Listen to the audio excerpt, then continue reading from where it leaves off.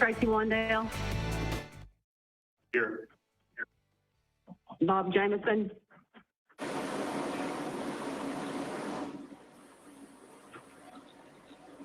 Josh Anderson. Here. Robert McCamey. Here.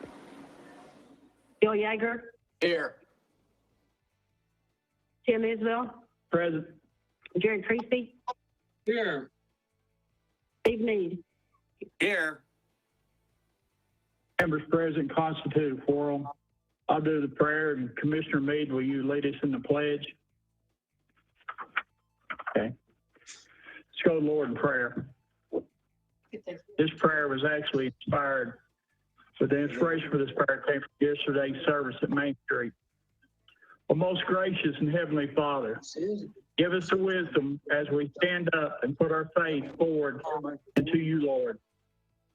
Father God, we pray for protection from fear of the uncertain, Father, in these uncertain times. We ask for your protection of all of our student body, the teachers, the parents, our school directors.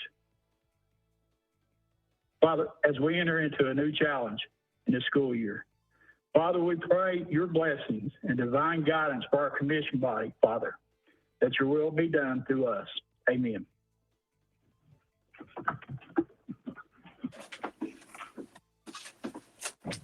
Put each of you in the face and salute the flag that's in the room wherever you are.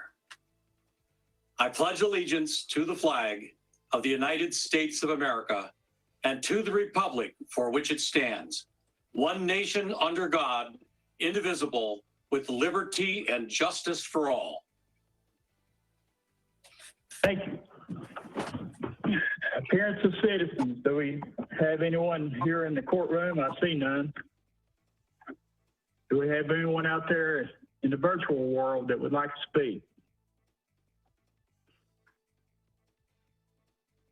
Seeing none, we'll move on. The approval of the agenda, and we need to add, and I'll need a motion to do this, add the IDB board request for discussion for the new pilot matrix is going to be submitted by Jay Yeager. Motion to amend the agenda to add the IDB board request. Do we have a second? Second the motion. Any discussion? Call the roll, please. Wandale. Yes. Jameson.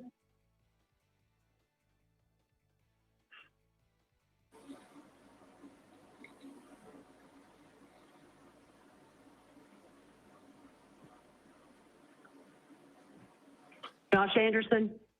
Yes. McCamey. Yes. Yeager. Yes. Isbell. Aye. Creasy. Aye. Meade. Yes. And Jameson. How did you vote?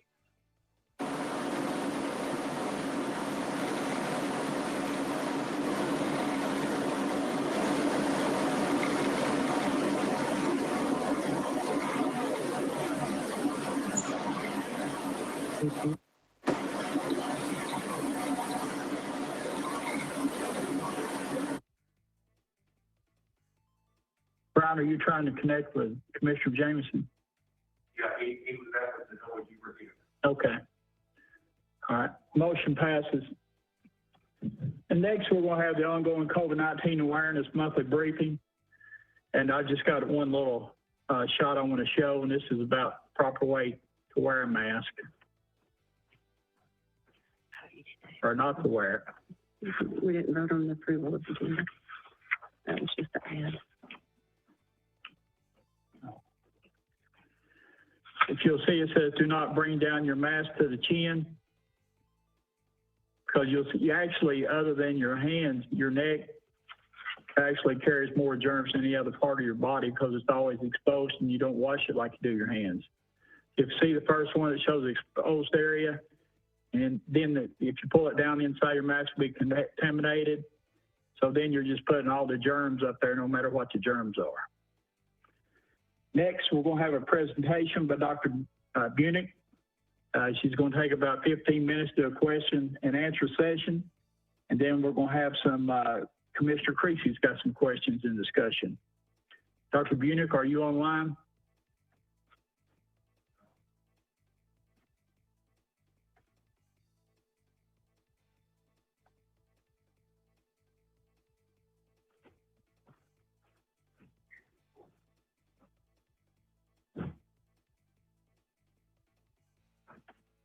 Dr. Bunick, are you online? Catherine, do you know if she's...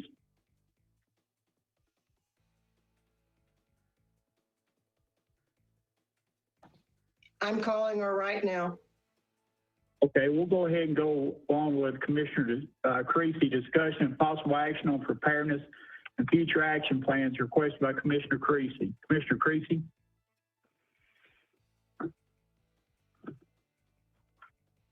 Thank you, Chairman. Well, some of you may remember I brought up at the other operations and previous meetings some of the suggestions that I come up with and jotted down was to hold our commission meetings in a safer environment as compared to the present commission room. In my opinion, I think the commission room is too small for the amount of commissioners we have. And I wanted to recommend some of our auditoriums, state parks, county parks, amphitheater at Norris Dam, some of the school auditoriums, and our most wonderful county parks. I'd like to see us have one entrance to the courtroom, to the courthouse, have our temperature checked when we enter, and be able to offer masks to anyone coming in, and to wear masks while we're there for business. And ask all people coming to the courthouse at all times to wear a mask and come through to be checked at the one entrance. Some of the things I had jotted down, and I'm sure I've got some more that I'll think of later, but that's to get the discussion started. Commissioner Creasy, Roger Lloyd is present, and he can probably tell you, I don't know if you've been to the courthouse, but he's doing a lot of little things now. Roger, if you want to come up close so where they can hear you.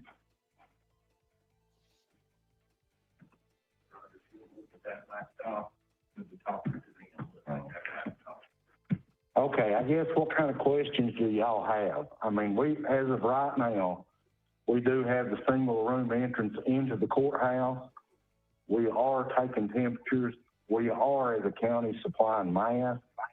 I've kind of got a little, I guess, like a little regiment deal going on that I try to spray at least 2 to 3 times a week. We get the courtrooms, the hallways, main offices, and any office that wants to be sprayed. Like I said, I bought one of those ionizers. Well, actually, we have 2, and been trying to do that on a regular basis. We keep everything wiped down, doorknobs, stair rails, elevators, anything that we can actually touch anymore. We're in our bathrooms, or it's one of the more cleaner places that they are in Anderson County, in my opinion. Commissioner Creasy, do you have any questions of Roger? Oh yeah, that's perfect. I haven't been to the courthouse and I haven't seen what Roger's done. I have communicated some through the ADA committee meetings, and he has suggested, the mayor has suggested some of the changes they have made, and I'm certainly applaud both for the excellent work they're doing and doing that. That is excellent news, and I know the public will feel safe coming to the courthouse. One of the other options I had was suggestions for go to quarterly meetings to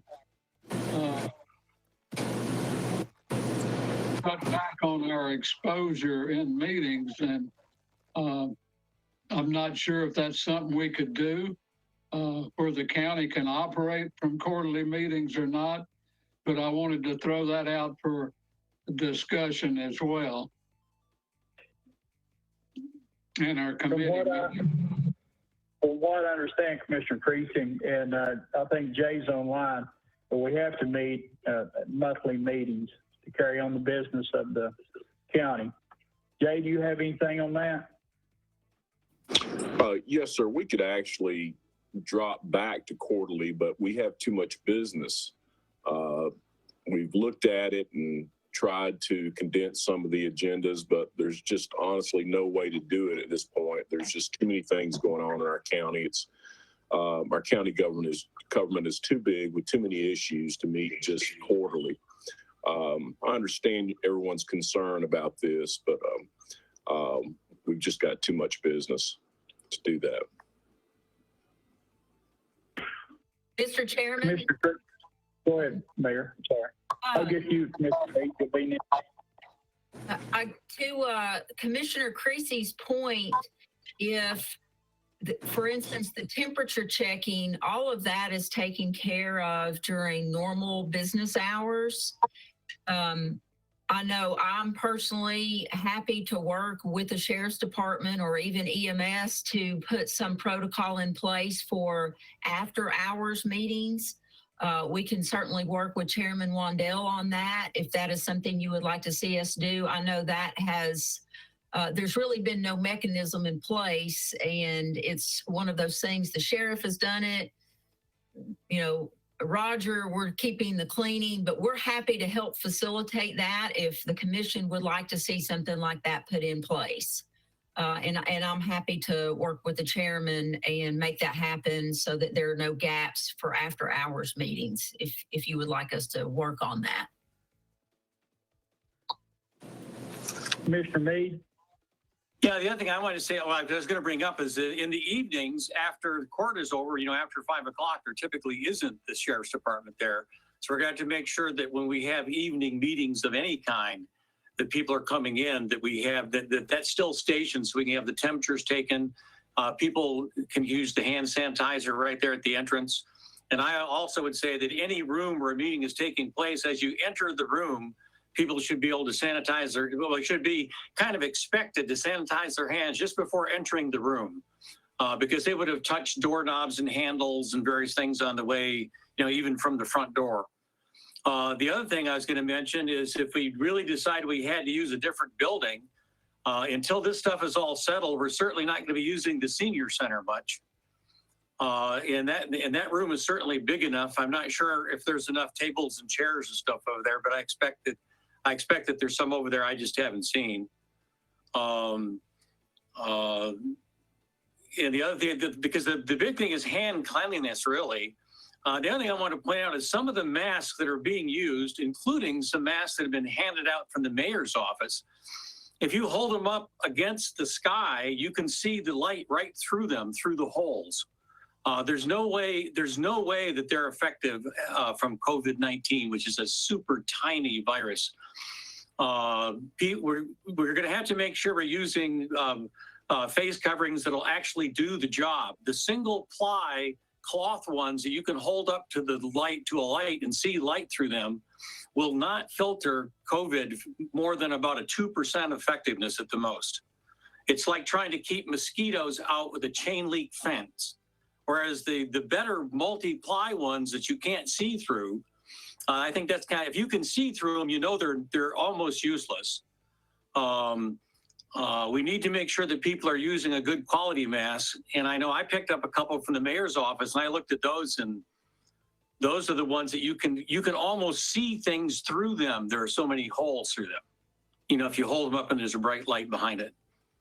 So anyhow, so there's various things we have to look at, but people's hands, you know, they come in if their face has been infected during the day and they come in and they start doing this, guess what? Their hand is contaminated again. We just have to be very sensitive to that, because then everything they touch after that is being contaminated.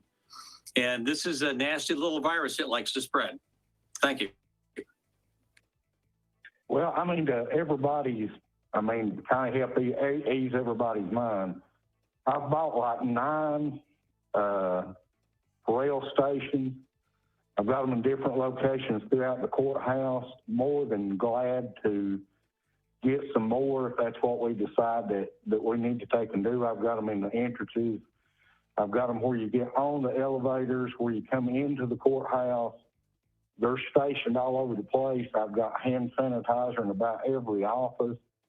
So, if there's any suggestions that you all have, we're more than welcome to try it. But like I said, just as the first of the week, I've got all my rail hand sanitizing stations in. I've got like 9 of those, open to any suggestions anybody has.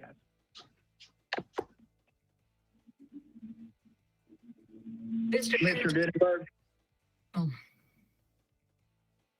Yes, Mr. Chairman? Did you want to speak? No, I'm sorry. I didn't realize it had Micah. Oh, all right, Chairman Wendell, I think when the mayor was talking about some of these things, it seemed like, just by your body language, that you were in agreement with that. And that's probably something that you and her could take care of, you and the mayor, if you're in agreement with that. Okay. Yes, sir. Yes, sir, Mr. Chairman. I think the mayor's ideas of having somebody take temperatures going into the meetings would be worthwhile for sure. All right. Mr. Chairman, this is Jay. Yes, Jay. I'm sure many of you have not been through the courthouse lately, but some of you may, but it looks really different. Roger and the mayor have done a fantastic job. If you look around, you'll see sanitizing stations everywhere. There's a deputy at the front door. There's only one door open for the public to enter. It's much different than what you remember, but Roger has just done an absolutely fantastic job. As soon as you come into several of the main offices and to the different floors, you have a sanitizing station there. But if you get a chance, you might want to take a look at it. There's a lot of improvements, and Roger has the ionizer and the sprayers, and they're doing a fantastic job. I have to agree with that. And one other thing is, go ahead, Commissioner Creasy, I'm sorry. Well, yeah, I agree with that the mayor and Roger have done an excellent job. I'm totally in support of them. My suggestions were not meant to be critical of anything that we're doing. I wanted to improve what we're doing if we can, to be as safe as we possibly can. And that's the reason for some of my suggestions. Right. And I think one other thing is you were asking is if we could meet in a different spot, a different location. Yeah, and that would be important. Yes, Chairman, that would be important to me, and I'm not sure how others may feel about that, but for my personal feeling, I feel that if we go back to the in-person meetings, and if the governor does let his order expire at the end of this month, I feel that room for all 16 commissioners to be there is too small, because we're going to be there for a very long time. 10 minutes for a meeting is fine in a small room, but not for 2 hours or 3 hours, in my opinion. Only from what I've been reading and what I've been watching, I have drawn those conclusions, but I'm sure some of you may have different opinion of that, but I feel like that commission room for 16 commissioners is not really safe for long meetings. For a small number of people, a short duration, yeah, it'd be perfectly suitable and safe as far as my personal opinion. But that's my thoughts, and I'm not sure who we could get to give us an expert opinion on that, or a consultant that could advise us. on where it's safe or not for 16 commissioners, but that may be an option we may want to discuss also. That is, if we go back into full sessions without having the virtual opportunity. Is that what you're saying? Do you want to make a motion for that now, or do you want to wait? Jeff Cole said that the clerks are going to meet this week, I think on the 13th, and that's going to be one of the discussions that they're going to have, what the possibility of going back to full meetings with the governor. So. Yeah, that's an important point, is if the virtual meetings are done away with, I think the commission room is not large enough, in my personal opinion. I would rather see us to use maybe the high school auditorium or one of the larger meeting rooms or auditoriums somewhere, or meet outside, have day meetings. Would you like to form that into an opinion, into a motion, and maybe ask the mayor if you could do that? I wouldn't want to put the mayor on the spot, but I don't know who else to ask to do that other than the mayor and the chairman. For a consultant? Or to look for alternative spaces just in case. Oh, yeah, that would be fine. I wouldn't mind asking her to do that at all. She's been very helpful in this particular, I guess I should use the word crisis or concerns that we have with the virus. She's been a real leader in taking leadership role in doing that. I think Brian from IT wants to speak to this. I want to bring up the thought that if we're looking at doing, Jerry, like you're saying, with an outdoor venue or something along that nature, we have to realize we have a great many technical aspects to our meetings. If we were to do something in something that we took ad hoc, I don't see that we could have it. We would need to plan it. There would be a lot of planning on the technical aspects if we keep the same technical stance, not speaking on the digital room, but more of the voting tablets and the things of that nature. That can't be accomplished with a standard small home office environment network. It requires a good amount of throughput on bandwidth. So I just want you all to take into thought when you're making these motions and these discussions that you do take on the aspect of the IT side of this, because you do broadcast to Channel 95, and then we do have a voting process that would have to have some infrastructure behind it to accomplish that. Good point. Yeah, I understand that, being a technical person myself. Yes, Jerry, I know. Have y'all got any questions? Mr. Chairman, I did talk to Jeff Cole, and then I know I also talked to Chairman Wandell about the IT and communication side of things for improving the meetings during these virtual events.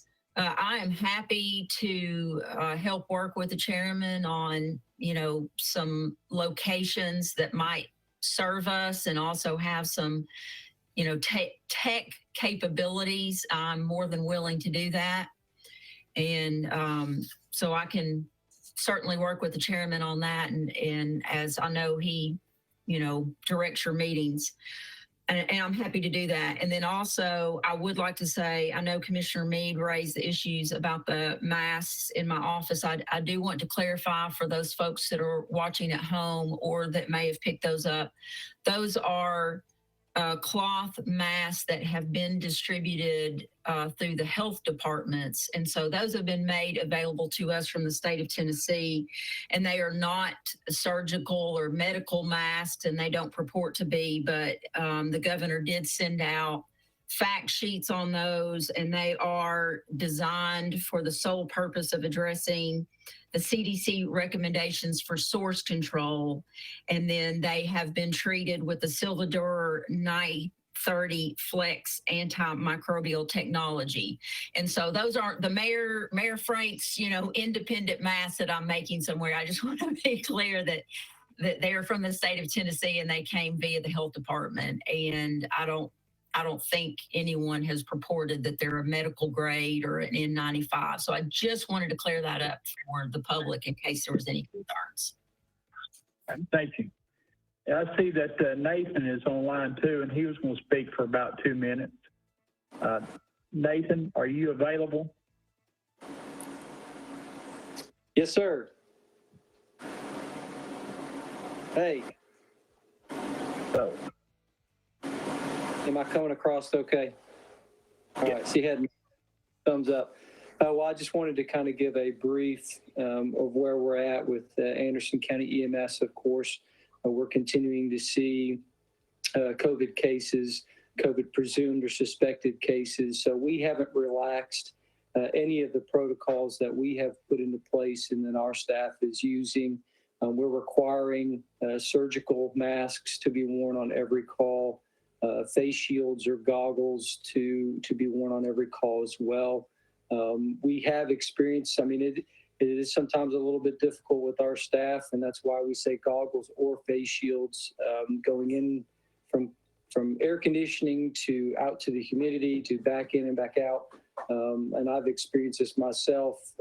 Fogging up is a major issue to the point that you could even encounter situations where you can't see the patient that clearly or your coworkers. So a lot of difficulties that we are having to manage through call volume and through calls.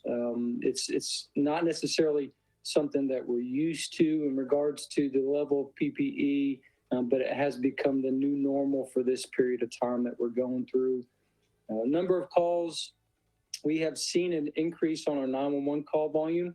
When it initially hit for COVID, our call volume dropped significantly, about 25% on the 911 side. Now we have seen a significant spike up. So comparing to like in January, prior to COVID hitting, in regards to awareness and knowing it's here, we're doing about 100 calls more in a month to what we did in January. Now we're doing about 100 more calls, but our convalescent is not as high as it used to be. So we're actually seeing about a 150 call per month on the 911 side picking up. Not all COVID related, of course. Our calls, COVID encountered calls have been steady over the last several months. So we continue to take all the necessary precautions. Some of this stuff EMS is kind of prepared in advance. So we train on bloodborne pathogens every year, and for stuff that's even worse than coronavirus. So there's some of the preparedness side that we already kind of had in place.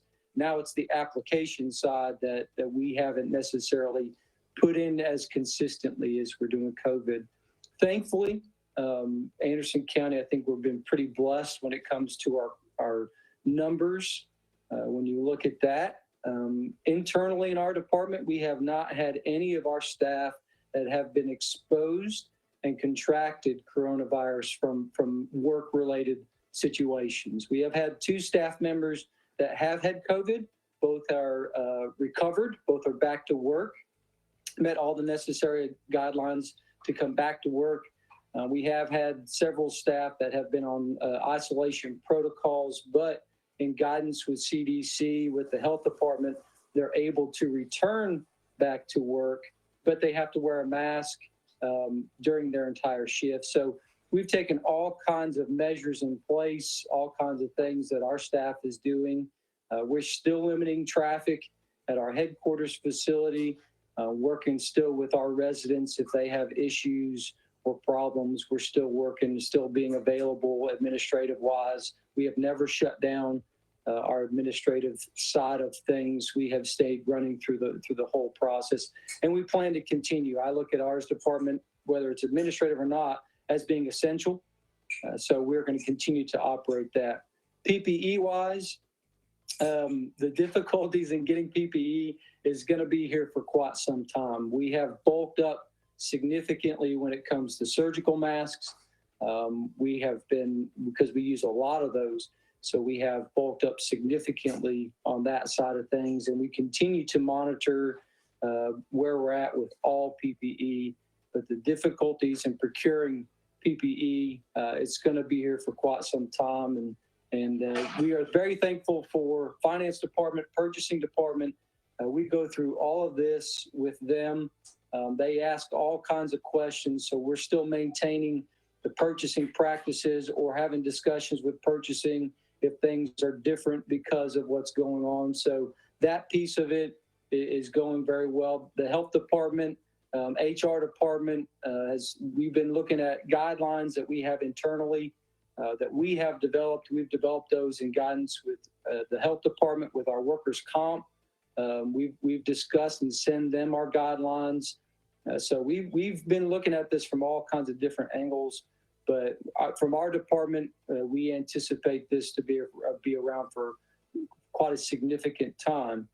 So we're kind of working into that measure. But I didn't know if there was maybe any specific questions that the members would have. See, Josh is raising his hand. Question. Thank you, Mr. Chairman. Nathan, what's the specific in PPE that's really been hard to get a hold of lately? So it kind of it develops beyond just what's for COVID, shipping issues, but you get some of those things like the N95s, gowns. I know Catherine and Isabel have been working diligently on many things, and now they are creating gowns for us out of materials that they have that are the same level of isolation gowns that you would buy. So it's not just one. It kind of is like a cycle. That's why I said we use surgical masks more than anything. So we've been buying like 10,000 at a time, so that we make sure we stay well ahead of where we're at. So right now, I mean, we've had issues with gowns. We've had issues with goggles, some goggles. So, and sometimes it's just distributor wise. So it's not necessarily any one. It's just a matter of, at the same time with a lot of vendors, if you make an order, you can't back out. So we try to, typically when we first started, we were playing orders with everyone. Now, if you make that order, you can't back out. Now you become financially committed. It becomes a little bit more of a management side on us to not overcommit financially so that we can still get what we need at the same time monitoring price gouging. If we go to order some isolation gowns and they're normally $1.50 per, which that's not exactly accurate, and somebody wants $10.50 more, we're having to be cautious with that. We're having to be cautious to make sure that they're the right thing. We've ordered some N95s. We got them in. They're actually KN95s. We ordered them off of Amazon, got them in, and they weren't medical grade. So we had to send them back because we're not going to put our staff in non-medical grade KN95s. So there's nothing we're critical on right now. And that's where we're trying to stay out of that critical level. So right now we're not critical on anything. Thank you. Is Dr. Bunick present?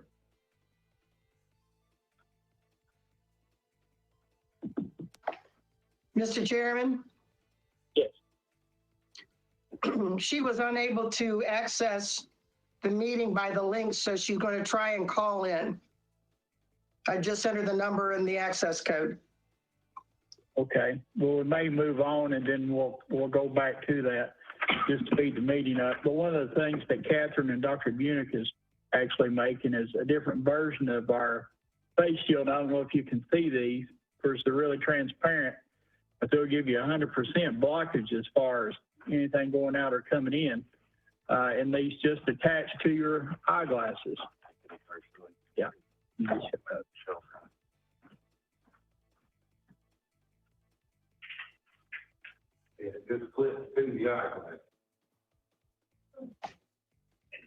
Mr. Chairman, she may be on the call. Someone just came in. Okay. Dr. Buick, are you present?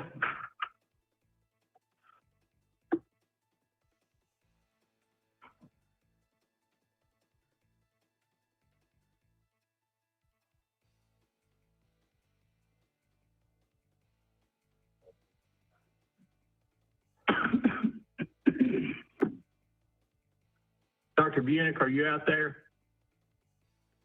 I don't think so, Mr. Chairman. You may want to just move on. Okay, we'll move on. Has anyone got any other questions or comments before we move on? Seeing none, we'll go on to the HR Advisory Committee. Kim Jeffers Whitaker. Elected officials, employee response to COVID-19 safety discussion. Kim, are you there? I am. Can you hear me? Yes, it's all yours. All right. Thank you. So before Nathan hangs up, I want to tell him how much I appreciate him in his efforts. Anytime we've called with a need, his team has been right there. I know to assist Roger's team as well. I want to do a special thank you to Roger's Building and Grounds team. They have been in the thick of things since day one, and they have continually adapted to meet the need and the requirements of the CDC and OSHA guidelines and doing their part in keeping us all safe. So I'm very appreciative of that. I sent you all an email yesterday, and I think Annette included that as well. It spoke to various discussions that I've had since the last operations meeting. We had 2 HR advisory meetings where this was discussed. Also sent a survey out to the staff to get their feedback, and also included 2 other government agencies and their different inputs, as well as updates that they have put in place since their original response plan. Anderson County's response plan is put out, and to my knowledge, we haven't updated or added anything to that. So if I can just take just a few minutes to speak to you on some of the main concerns that I heard across the board. One of those was naming a central communication contact. There is a couple of sections in our response plan, and I think they're in section F, where it speaks to the mayor. But then in section M, where it talks about communication protocol, it doesn't list anyone specific.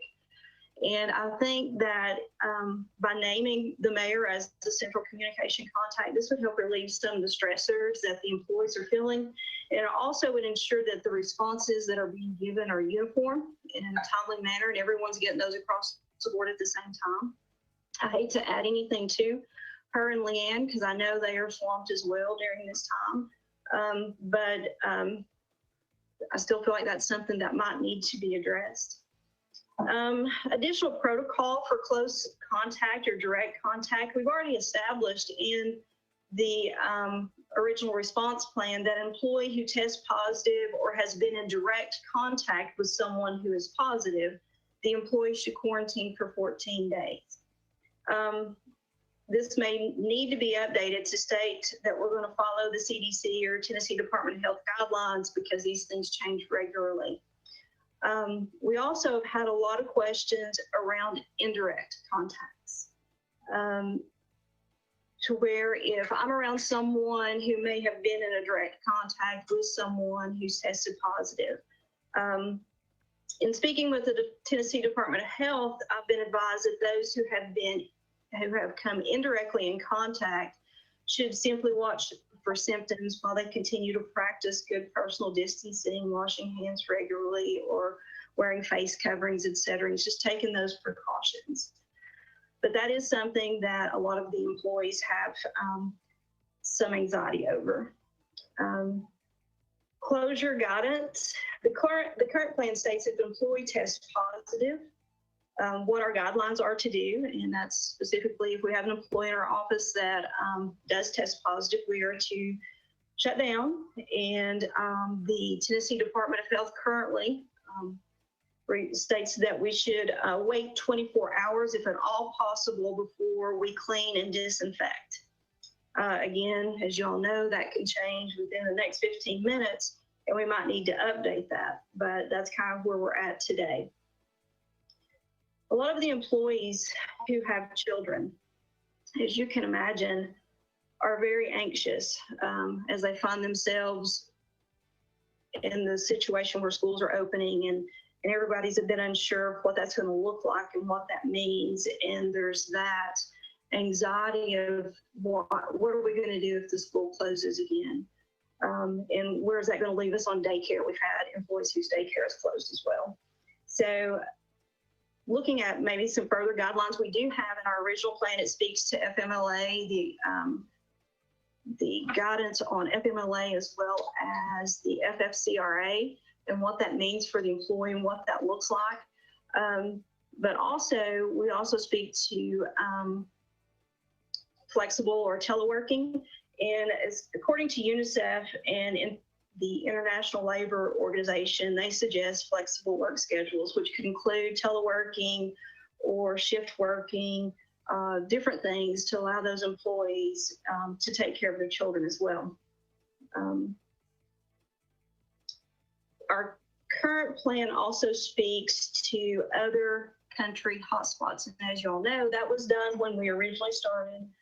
That was brought forward then. We're now into a time where we're seeing even local places being counted as hotspots. So we may want to look at the wording of the other government agencies and what they're requesting is that if an employee does go to a place that is considered a hotspot, what that would look like when they come back to work.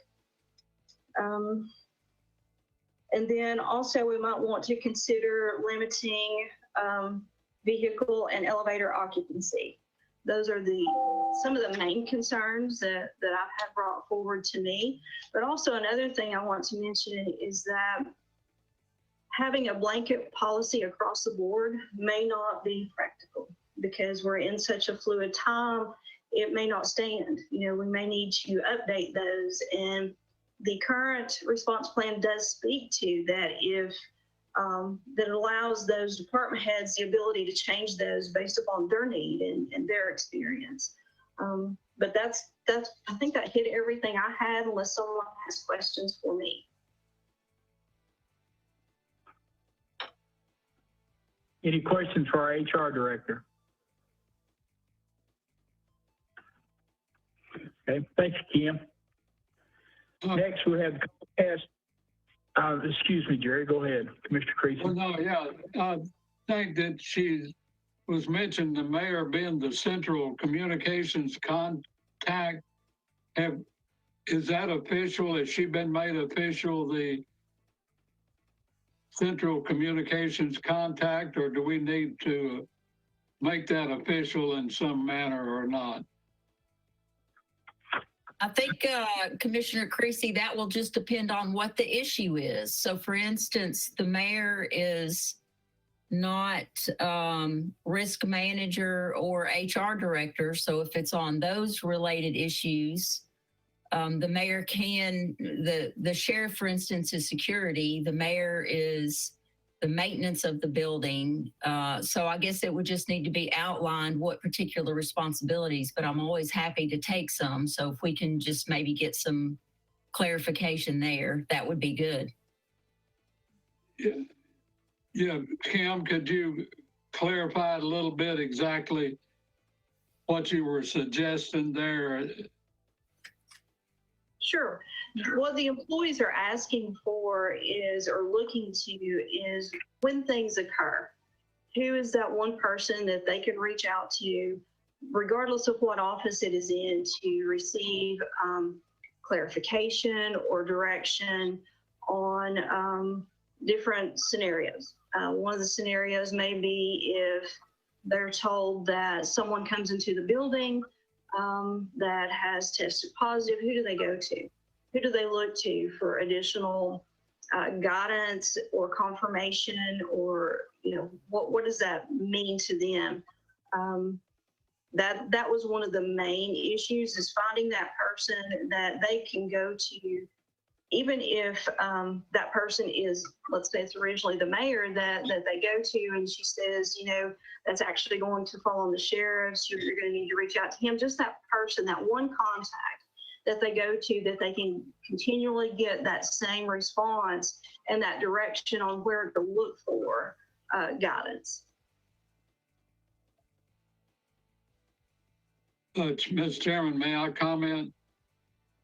Go right ahead.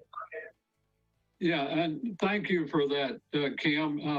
I know you have been doing a lot in this respect, and so has the mayor. You both have been a contact person for the employees, as I understand.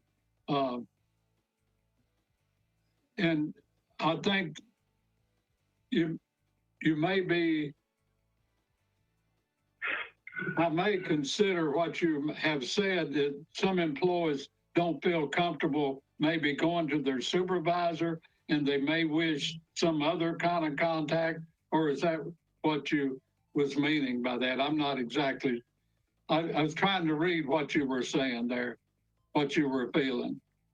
So what they're asking, it's not necessarily that they're not comfortable going to their supervisors, that maybe their supervisor doesn't have the response or the answer that they're looking for at that time. Whether it's looking at the current response plan and finding that answer, or it's wanting to know what the CDC is currently saying, or guidance on utilizing, you know, Rogers ionizer, you know, those type of things. There's a gamut of questions as we go through this. You know, our employees are on the front line battling this every day, and they're feeling a lot of anxiety right now. As our numbers increase, their anxiety increases. So it's just giving them that contact that they can go to. I feel like they have went to the mayor on several issues. They went to Roger on several issues. They came to HR. But just looking for that one place to go to where they would know that that would be the same response throughout, and would have that person that they can reach out to, whether it's the employee or the elected official. Well, as a commissioner, I think you and the mayor and Roger are all three doing an excellent job at taking care of us. And I'm not sure I have a suggestion, any other suggestion there, but I think you're all three accepting that responsibility and doing an excellent job at it. Thank you. Thank you, Commissioner. Thank you, guys. Any other discussion before we move on? Commissioner Anderson, you're going to be up next, Comcast Internet discussion. Do you want to take the lead on that? Sure. Thank you, Mr. Chairman. Yeah, I had invited Mr. Celadon from Comcast to come back and talk to Operations Committee. I've been getting, and I'm sure you probably do too, in District 4, 2 or 3 calls a week about people that are really interested in getting particularly internet access to their home. And in some situations, they may be across the street from a neighbor who has Comcast, or 2 or 3 doors down, and it's they've been quoted thousands of dollars to get it ran on up to their property. So I've been sending some addresses to Mr. Celadon, and he's been getting in touch with people and getting some quotes. But with the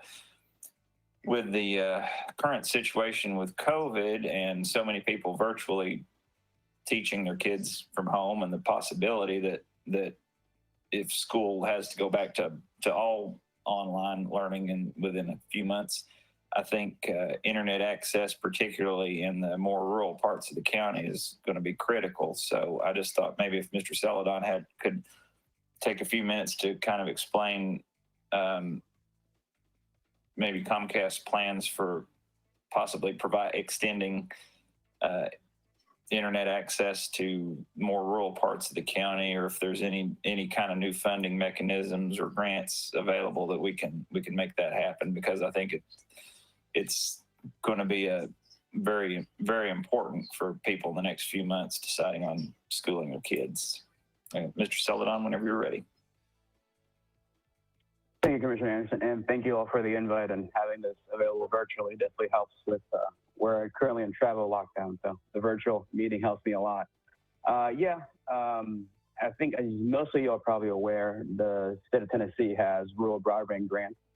And so we're actively looking at where to apply for this year. And I've identified a few using the addresses Commissioner Anderson sent over to propose to see what the cost would be to expand broadband into these rural communities.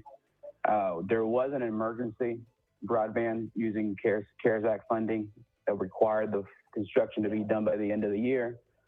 When evaluating these projects in Anderson County, our construction team was not confident saying we could finish it by the end of the year due to some permitting concerns with the local utility board.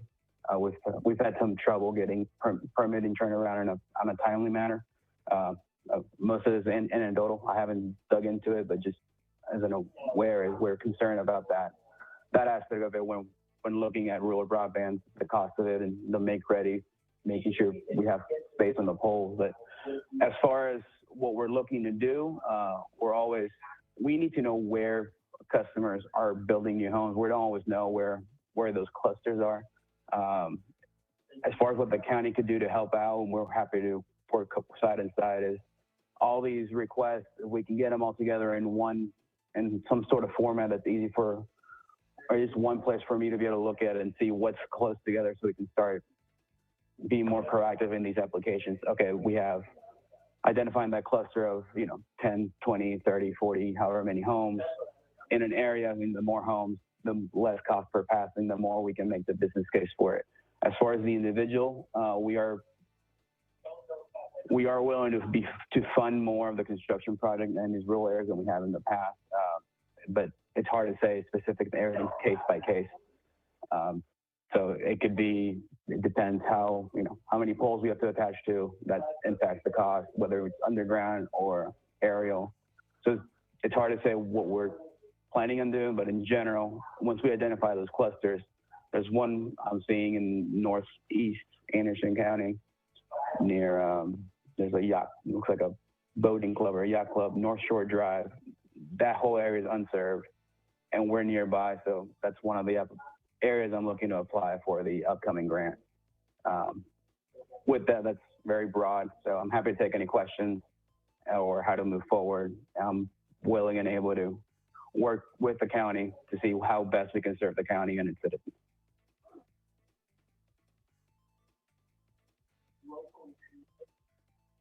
Any questions?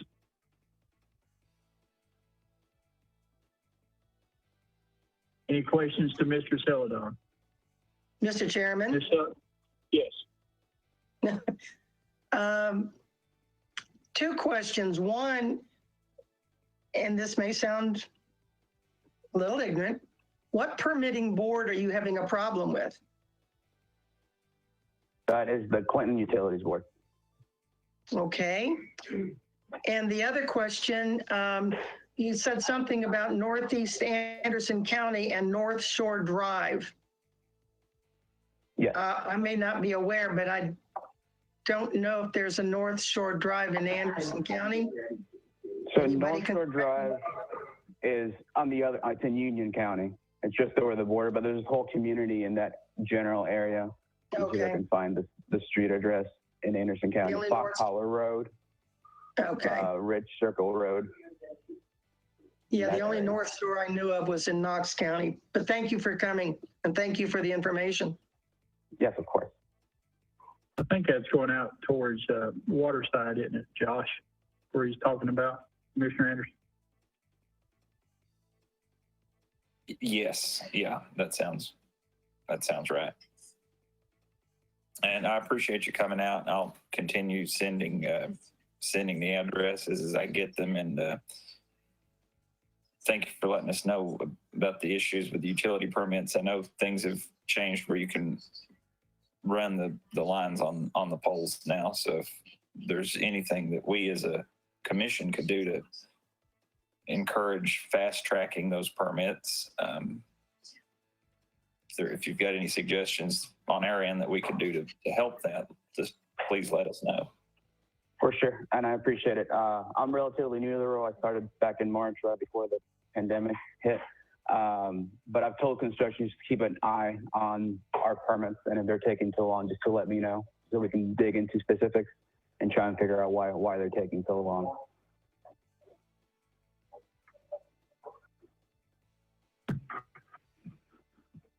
Okay. Without anyone else having any questions, we'll move on to the next. And thank you very much, Mr. Celadon. Next is the General Sessions Court 2 MOU, referred from County Commission July 20th meeting, discussion of which commissioners put on the subcommittee. Robert, are you still out there? Yes, sir. You want to go ahead and take the lead on this one? But it was just a referral from county commission. The original motion was to have myself, the two mayors, 2 Oak Ridge City Councilmen, and 2 additional county commissioners. And rather than the commission take action on that at the last meeting, they referred it back to operations for operations to choose the 2 members as far as I know.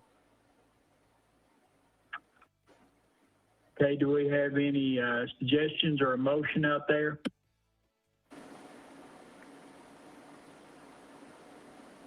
Commissioner Meade. Yeah, I'd be willing to volunteer to be on that committee.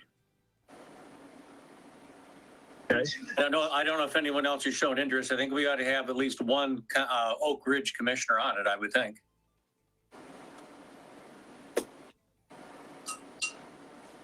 Commissioner McCamey, Yes. you want to speak again? No.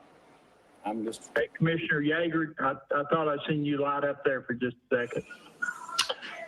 You did see me light up, but I do not have anything to say right now. Okay. All right. So right now we have one volunteer, and I think the original discussion was for Commissioner McCamey to be put on there. Do we have a motion for these 2 commissioners to serve on that subcommittee?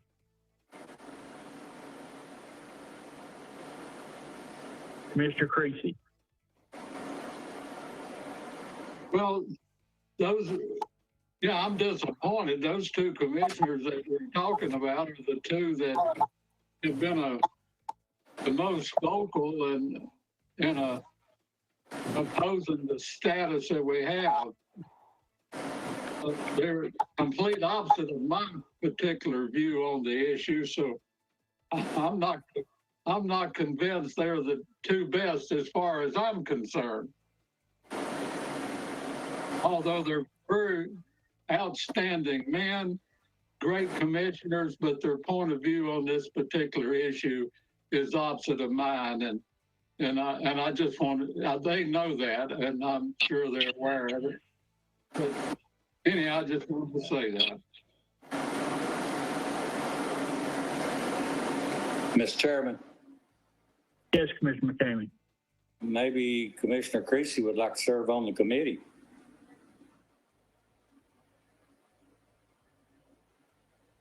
Commissioner Creasy. I would prefer Phil Yeager or Catherine Denenberg, but if they don't, I would as a last resort like to be on it. Commissioner Yeager. I voted no on this twice, like Commissioner Creasy, so I would prefer not to serve on this as well. Commissioner Denenberg. I would never consider Commissioner Creasy as a last resort. I think he would be a very good fit. And right now, I think I have enough on my plate. Back to you, Commissioner Creasy.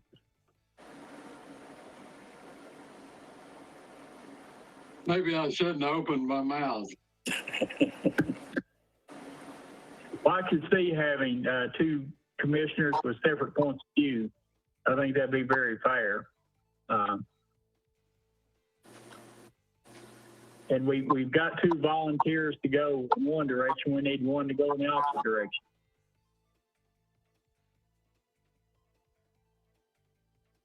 Mr. And maybe Chairman, we can just, yes, Mr. Chairman. do we have a motion yet?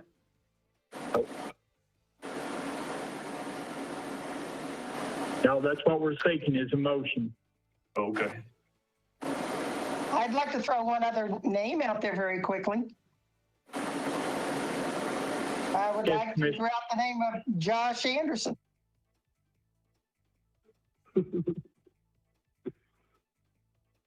I don't see any response other than a smile.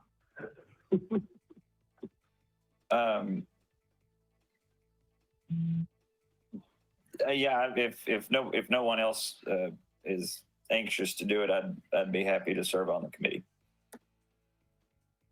Okay, what we would need a motion.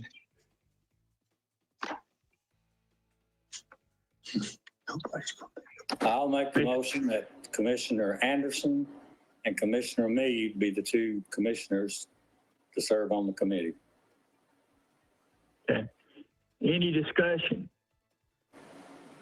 Commissioner Meade? I think I can second that motion, even though I'm enlisted in it. Have a motion and a second. Any discussion? Let's vote. Wandale, No. Jameson, No. Anderson, Yes.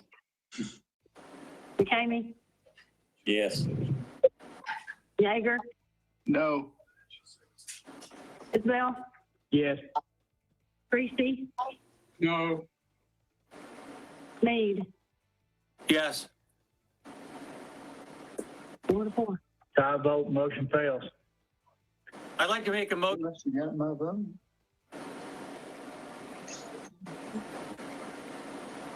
Commissioner Meade?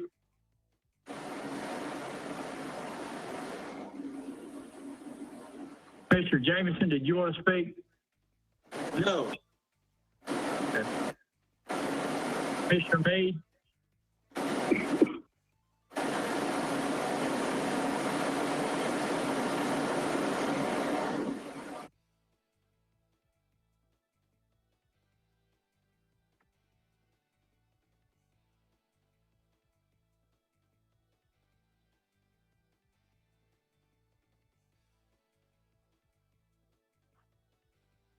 We can see you. I think you're just muted.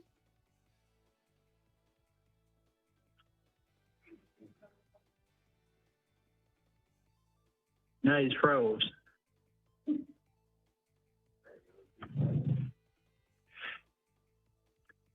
Commissioner Creasy, did you want to speak again before we move on?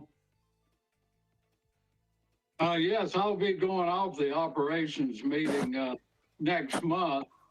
May get some more positive votes next month. Shall we put this off until next month? I'll be going off of this operations and will be taking my place. Brian, can you tell me what Commissioner Meade's trying to send us?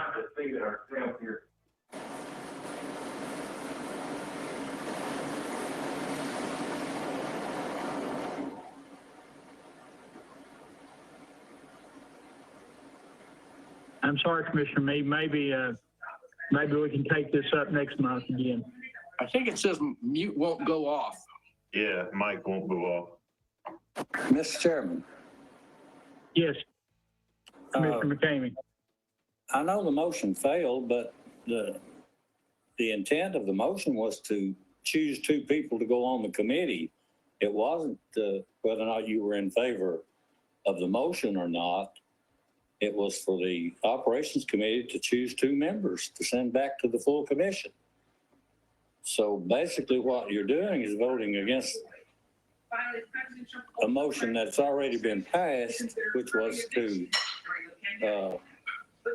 send the MOU to the city of Oak Ridge. help renters.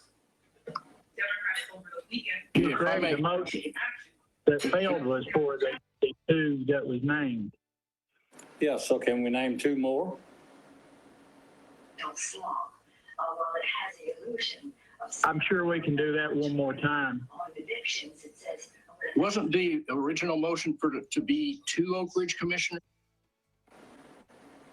No, it was two additional commissioners, two Oak Ridge City Councilmen and two additional commissioners.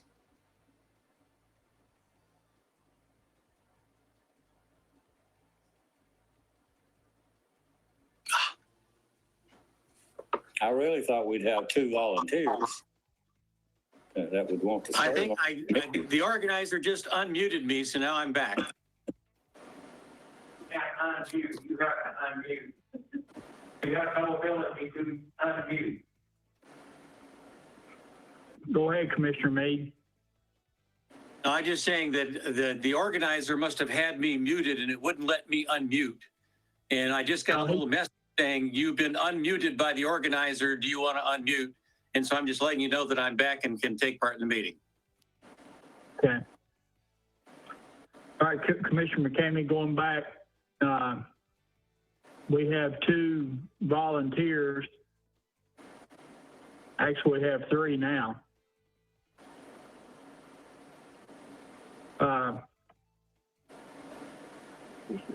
Mr. Chairman, I think. So Commissioner McCamey's already actually listed up there. Yeah, I don't think it'd be good for me to serve on that. I'm going off the operations and I have voted against this proposal from the beginning, like Mr. Yeager. And that just wouldn't be right for me to be on a committee with to represent the county in that favor, I don't believe, since I've been voting against it. I'm very satisfied with the arrangement we have now, which is the city making payments for that 5-year period, which is going to be ending, I think, in a couple of years. But I'm very happy with that particular situation as it stands now. And I'll be going off the operation, so we probably need to look at someone different than myself. Okay, the way I understand it, that this has already been approved, and this was come back to see which commissioners want it. Commissioner Wandell, Chairman Wandell, if you would, if I'm stating this wrong, please correct me, that in that original motion that Robert McCamey, Commissioner McCamey, was one of the commissioners. So it's just saying here, discussion of which commissioners put on the subcommittee. Yeah, I can't recall off the top of my head what the exact motion was in the last meeting last month for this particular issue. All I remember is it was sent back to operations for further discussion because we're having a lot of discussion at the regular meeting. There seemed to be a lot of unanswered questions, and that's the purpose to bring it back here. And I would say, I'm just one person. If there's not enough support to elect two people, then we probably don't have enough support to carry the motion through, and maybe we need to go on and take it up in some other fashion. But it's just back with it.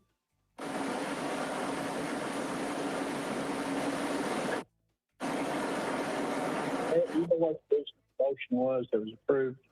It names Commissioner McCamey in here, and he said two others. I believe that the motion is in the agenda.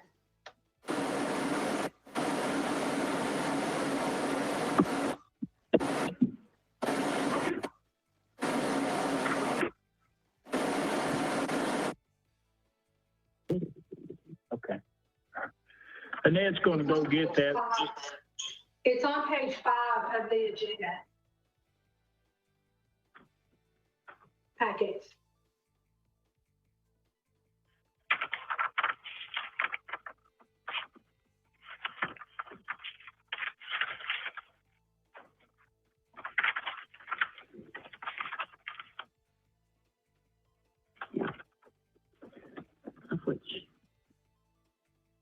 It doesn't say here. Okay. I already supposed to be on it. Let me go get it. Well, she's going to get that. We'll come back to it. And we'll move on to Mayor Terry Frank.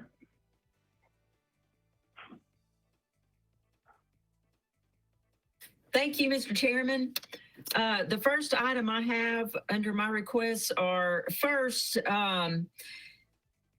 many of you are familiar with Gwen Cole. She's just a great lady, used to be a nurse, and she does you've probably seen her online making masks. She does a lot of sewing and does the quilts for our veterans. She is part of spearheading some local efforts to plan an event here at the courthouse to celebrate the 100th anniversary of the ratification of the 19th Amendment, granting women the right to vote. And so they're going to be here and have a special event on that Saturday at 10 o'clock. But what they would like to do would, in honor of that 100th anniversary, they would like to plant a yellow rose bush on the grounds. And so I'm requesting authorization. Roger and I went and looked at the grounds, and we were thinking, for those of you that are at the meeting tonight, when you leave the courthouse, there is a landscape planter right directly in front of the courthouse. And one of the very, very small shrubs there on the end is it's a little bit smaller. And then we have one that has died. And so Roger is proposing to pull that one up. We'd move the smaller shrub and then put that yellow rose bush there at the very end. And so that's what I'm asking authorization for, if you'd be willing to allow us to do that. Make a motion to allow the planting of a yellow rose. Second. And just finally. Motion is second. Any discussion? Yes, Mr. Chairman. Yes. I know Mrs. Cole very well. She's an amateur radio operator, as well as many other things that she does. And I have a lot of respect for her and her husband both. He's a veteran himself. And I truly support her and the mayor on this, and Roger. Okay. Any other discussion? I'll call the roll. Commissioner Wandale? Yes. Commissioner Jameson? Yes. Commissioner Anderson? Yes. Commissioner McCamey? Yes. Mr. Yeager? Yes. Commissioner Creasy? Yes. Commissioner Meade? Yes. Although aye, vote is unanimous. Thank you, commissioners, and thank you, Mr. Chairman. The second item, if you'll recall, back in January of 2019, as an operations committee and as full commission, you all agreed to pass a resolution that was a cooperative effort between Anderson, Campbell, and Union counties for the planning and development of a branded integrated bike trail system. And so you all thankfully passed that, and we went on to work on a grant that would allow a study for those purposes. Stephanie Wells, with director of our Anderson County Tourism Department, she served on that steering committee that was responsible for issuing an RFP, getting a group to come in and work on this. And that action plan is now finished and ready. I didn't want to overwhelm you with data, and Stephanie can get this out. Leanne and I discussed how to get it online on the website without crashing the website. Stephanie's probably the person to make that happen. But what I included, this is for those of you that are online, the plan is very big. It's a great big plan.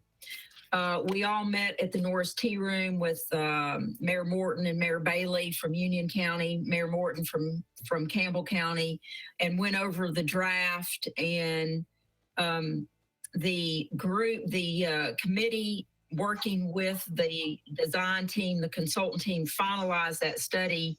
And what we included in your agenda are just a few of the pages that are some action items that commission can take in order to move all of this forward. And Stephanie has joined us online. She really did a lot of the heavy lifting on this, along with Julie Graham, who's just a fantastic person. And there are a lot of action items on here to consider. What we are proposing is what we also took to Budget Committee, which would be adopting a bikeway route that would allow some signage. And so Stephanie would spearhead that effort and then develop a map system.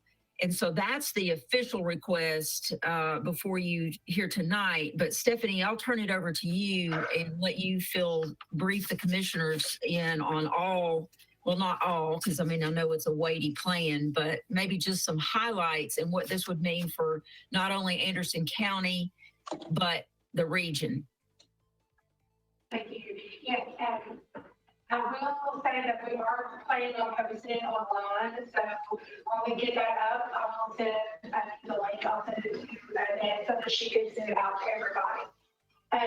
But like she said, like the mayor said, it is a very comprehensive plan. The funding for this program was provided by TVA, kind of launched by TVA also. And I'm fortunate to be able to get those funds from TVA to conduct this plan. And basically, the purpose of it is it involves the public areas on Norris Lake.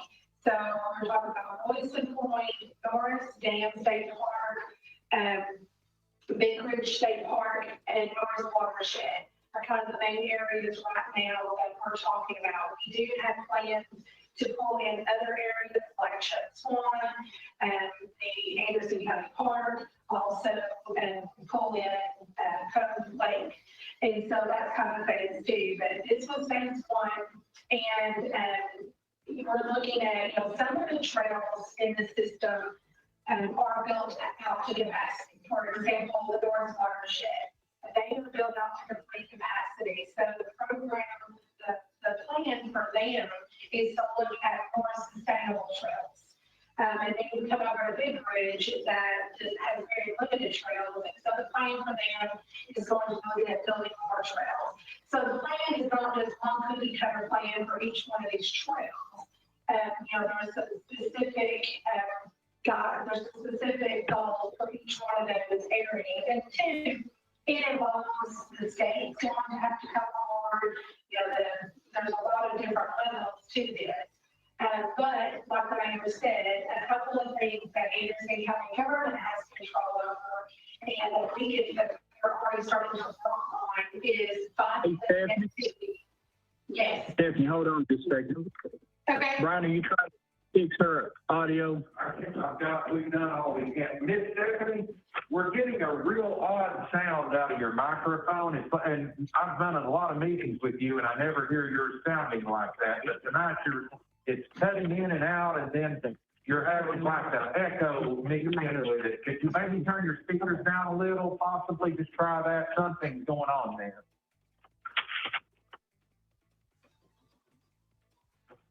Is that better? Yes. Yes. Okay, continue, please. What's created an echo? Sorry. Is that better? Let's try it. Okay. So, like I was saying, there are many different levels to this and many different partners. Is that any better? No, you're still cutting in and out. It's real hard to listen to. Okay. Why don't I try to call in? Yeah, try if you can call right back there, see if she can call in. It sounds like she has a bad connection. Okay. Sorry, Stephanie. We'll give her just a minute there to call in. While she's doing that, I'm going to read the motion that came from full commission. It was Commissioner Scott made a motion to refer to Operations Committee the discussion of which Anderson County Commissioners put on the subcommittee for the General Sessions 2 MOU, seconded by Commissioner Denenberg. And the vote was unanimous except for Commissioner White that was absent. Stephanie, are you ready yet? Yes, in favor, Richard Madison. Thank you. Commissioner Isabel, Yes, Mr. Yeager. just in front of that motion you just read, there was a motion that passed that shows the makeup of that subcommittee, and it does say 2 Oak Ridge commissioners. So that's on page 8 on the way I look at the minutes. Okay. All right, if I go back to the Operations Committee minutes, because I don't have page. Do you have that page? I emailed it to you just now, so I don't know if you can open it, and Yeah, I think I've got it over here, though, on the Operations side. Sorry, can you hear me now? Yeah. Can you hold on just a second, Stephanie? Yes. And let's see. County Commission have a subcommittee appointed that the County Mayor, Oak Ridge City Mayor, Commissioner McCamey, 2 Oak Ridge Commissioners. That's what I'm talking about. That is correct. So we need 2 Oak Ridge Commissioners. And we'll come back to that after Stephanie finishes up. Okay, sorry about that. But basically what I was saying is there's many different components to this plan, and it will involve a lot of the different partners kind of spearheading their part.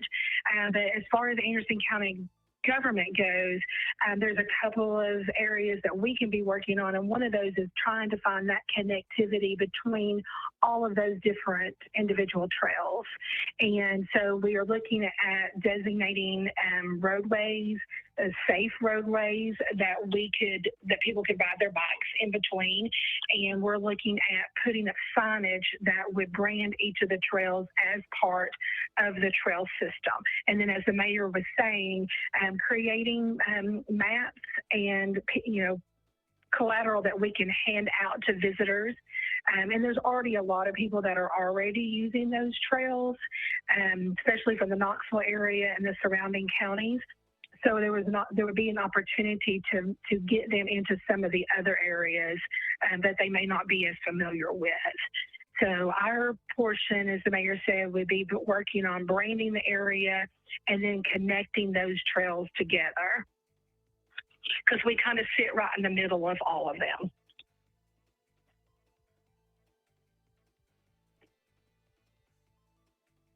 And what we could do, with me?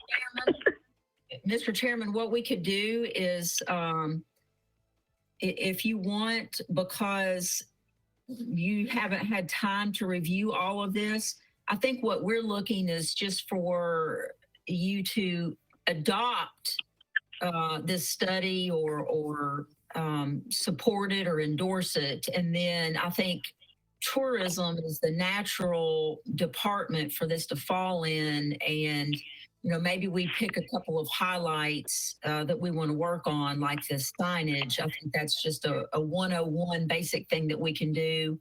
A lower cost investment from the county.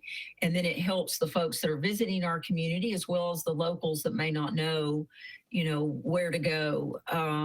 So we're looking for some next steps and some incremental steps, but we can certainly come back next month. But we're looking for an endorsement of what we're doing here.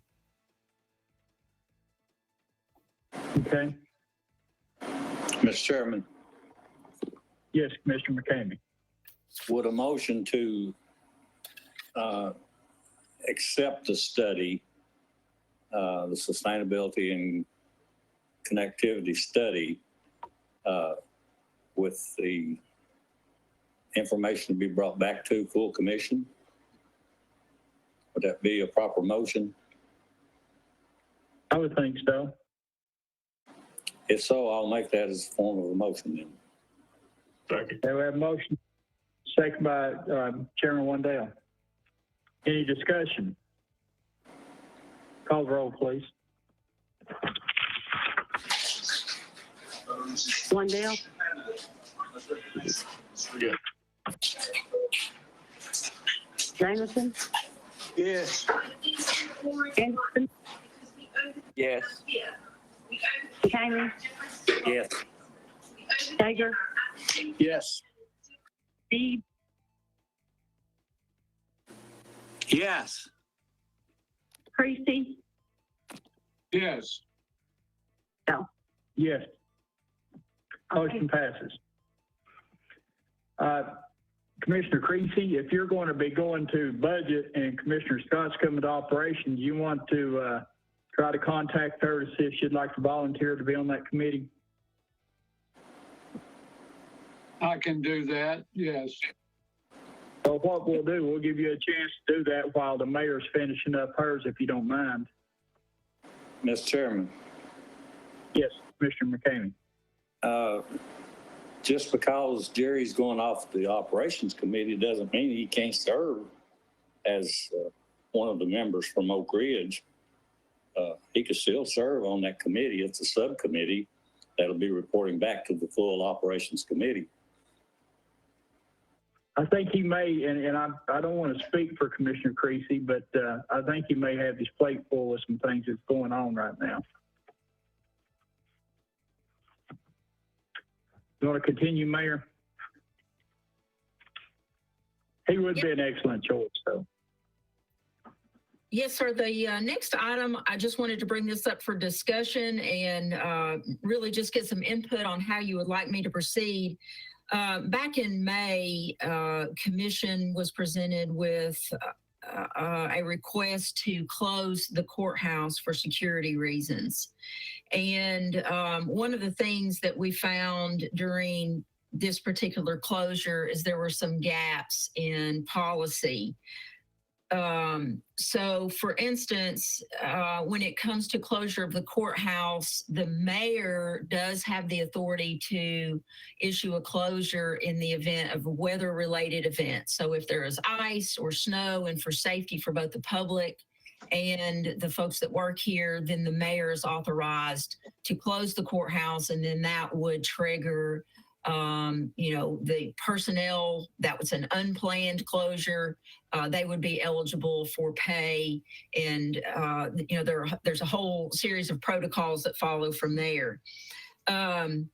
If there were an emergency here in the building, such as a chemical or a fire, then the mayor, is obviously authorized to evacuate the building and close the building for those reasons. When we had our very first COVID case, we triggered that because that was the first time we had to deal with the health department. What are the protocols? We had to clean the 4-H office. But in this particular case, this was a security issue. And by statute, the sheriff is in charge of the security of the courthouse facility. And so I did not know. I just wanted to open this discussion up with you. In this particular case, you all were presented with a closure from a security standpoint, but yet the sheriff was not made aware of the security issue at the time you all were presented. I think he was presented that in the final day or two. So I was just recommending that, I'm happy to work on it with the sheriff and come back to you with something, but I think we need to have something in place where if you're asked for a closure for a security reason, then maybe we need that to be presented by the commission, and we just urge any departments or any organizations that might want a closure. If it's a security reason, then they need to go not to the commission, not to the mayor, not to HR, but they need to go to the sheriff, and then the sheriff would come to commission and make that request and notify you all. If it requires confidentiality, then the sheriff would approach you, in a confidential manner. And if not, then he would come to your meeting. So I just wanted to open that up for discussion. Commissioner Anderson? Thank you, Mr. Chairman. When we voted to close the courthouse for this past election last week. Did we also vote? Are we tentatively closed for the November election right now? Also, do we need to possibly revisit that tonight? I know with court being scheduled months out in advance and stuff like that, I feel like taking what the mayor's saying into consideration, we probably ought to revisit whether or not we want to be closed in November tonight. And I think you have time to revisit that. That's a November closure, so you do have September and October, but that might be something where, you know, we ask the sheriff to weigh in and work on that. That's up to you all.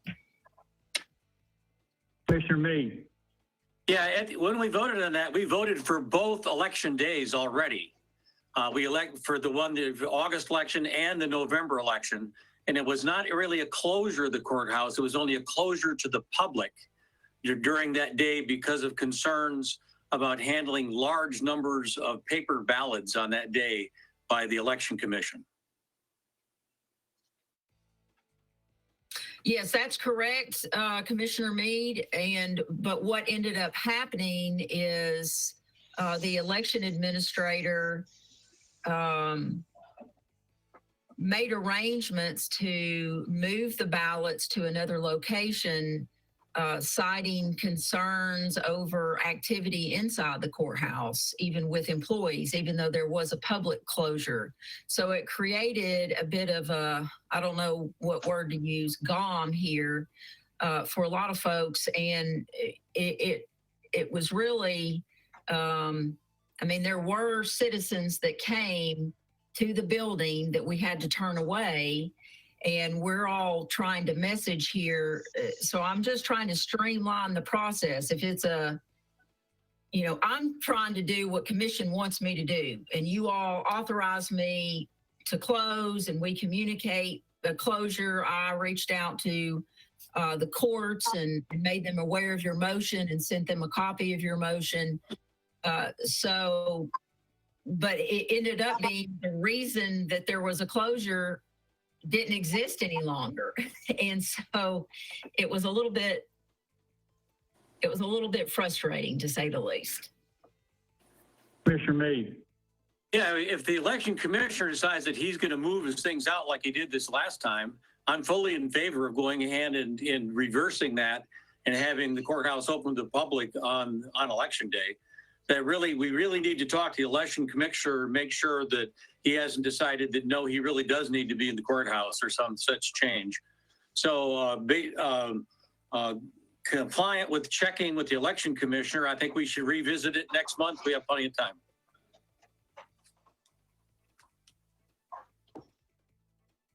Commissioner Denenberg.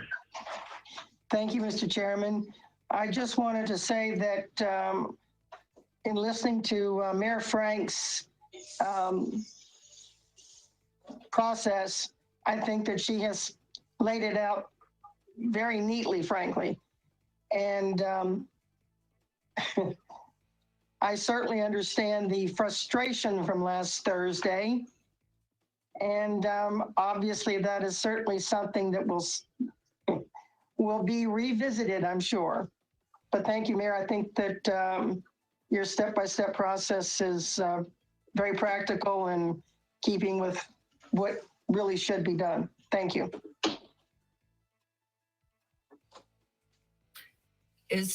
Would commission like me to bring kind of that separation back to you for official policy approval, or are you fine with just an internal process where we acknowledge this is going to be how it proceeds with regard to a closure? If it's a security issue, then the sheriff would bring it to you.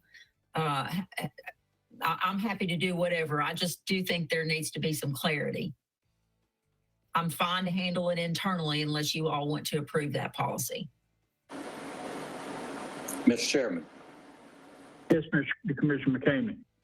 I make a motion that we approve the policy as submitted, that the sheriff would be in charge of closure in the case of security, and forward that to the full commission, the recommendation for approval.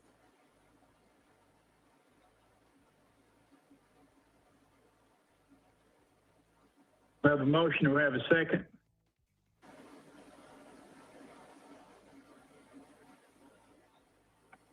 Commissioner Meade?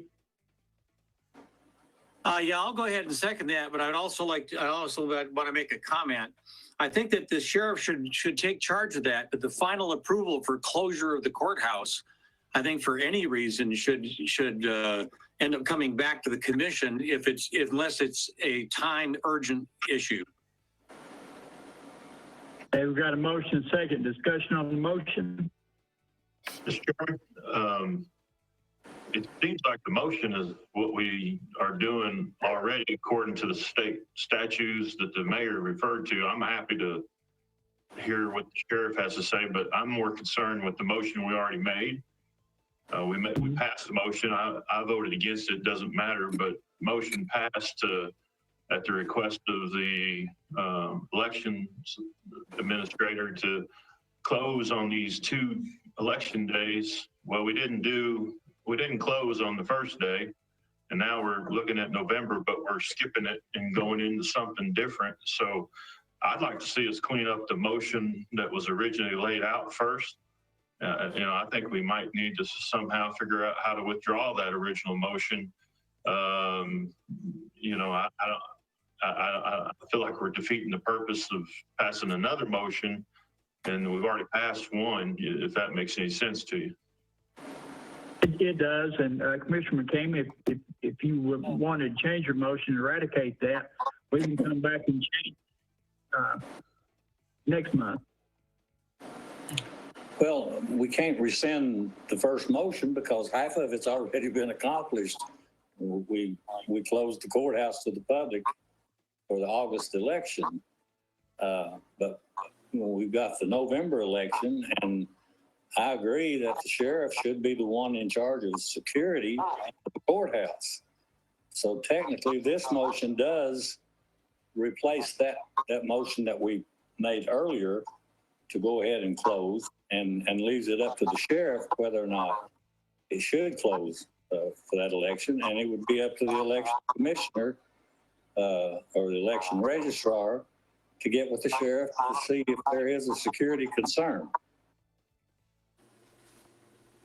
May I suggest a clarification of the motion, perhaps a rewording of the motion that the sheriff is responsible for the security closures in the event of an emergency. If it is a planned or foreseen security issue that requires closure, it would require commission approval. Because you all still, to Commissioner Meade's point, if it's something that's planned in advance, you all would need to authorize that. And then there's the pay issue that's associated with the closure too. So for instance, on that particular motion, you all wanted the employees to continue to work. So I think it would be kind of a 2-part there. It really goes without saying that in the event of a security event, that the sheriff is going to come in and he's going to shut something down if there's an active shooter or something like that. But really, it's a foreseen security issue that would require a closure and permission. That it would be the sheriff vets that request, and he's your go-to person for bringing it to commission.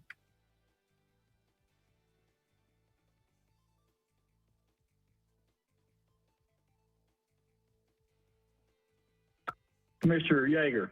Yeah, thank you.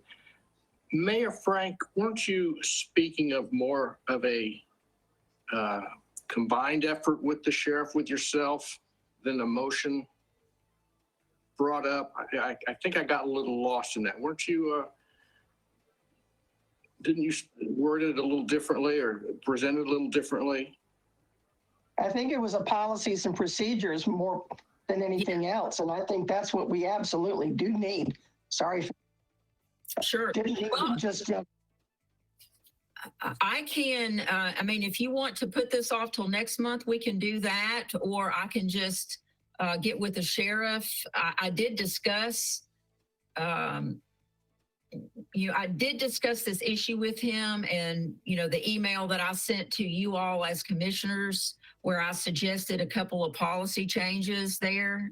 I think I had 2 sentences.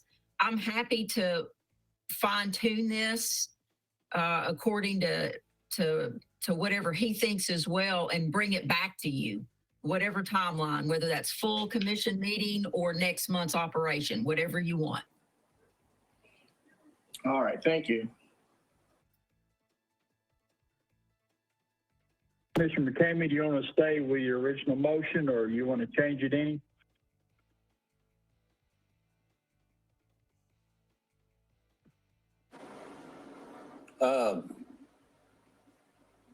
Well, let's just put it off for next month. I'll just withdraw my motion. If Commissioner Meade's willing to withdraw his second, we'll talk about it next month. Get a thumbs up from Commissioner Meade. So that's what we'll do. Okay. One thing. Yeah, that's fine. I'll withdraw my second. All right, thanks, Commissioner Meade. And I had spoke to Mark Stevens on that day, and it seemed to me like that the decision to move it was already made right after our meeting. And we probably had time to reverse our decision, if we had known. Well, the one thing that I wish that we had been, I think he hired a private security firm, and I have the utmost confidence in our Sheriff's Department and our Clinton Police Department. Those are the people that I would like to have seen there. But maybe, we're answering some of the questions that I think Mr. Stevens could probably answer if somebody would make a motion, maybe him to come and speak to full commission if Chairman Wandell would approve with that. I'll make a motion that Mark Stevens, elections administrator, come to the next operations meeting and explain exactly what his needs are for the November election. Second. I have a motion in 2 seconds. Any other discussion? Call roll, please. Wandell, Aye. Jameson,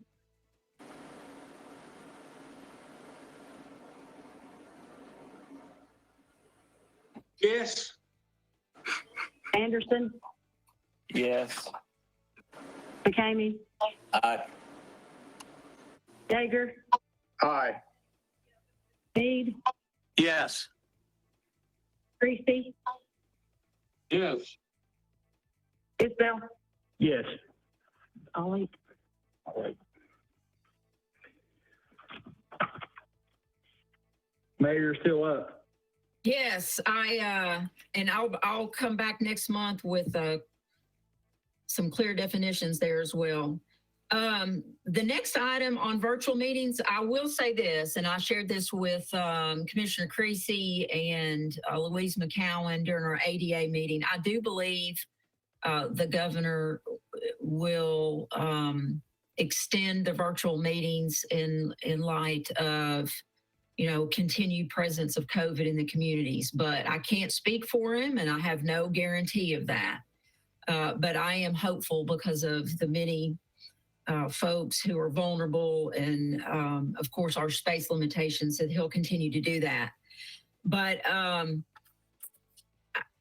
suggesting that we coalesce or we agree on some type of process for how we take care of the virtual meetings, because every committee has its own chairman, and then some responsibilities are Annette's, some aren't, and then we have IT creating meetings. And so I just wanted us all to get on the same page on how we want that to get properly noticed and properly communicated to the public. And that was all I'm asking. It keeps anyone from pointing fingers and a ball getting dropped. So I put in, just as an example, a draft,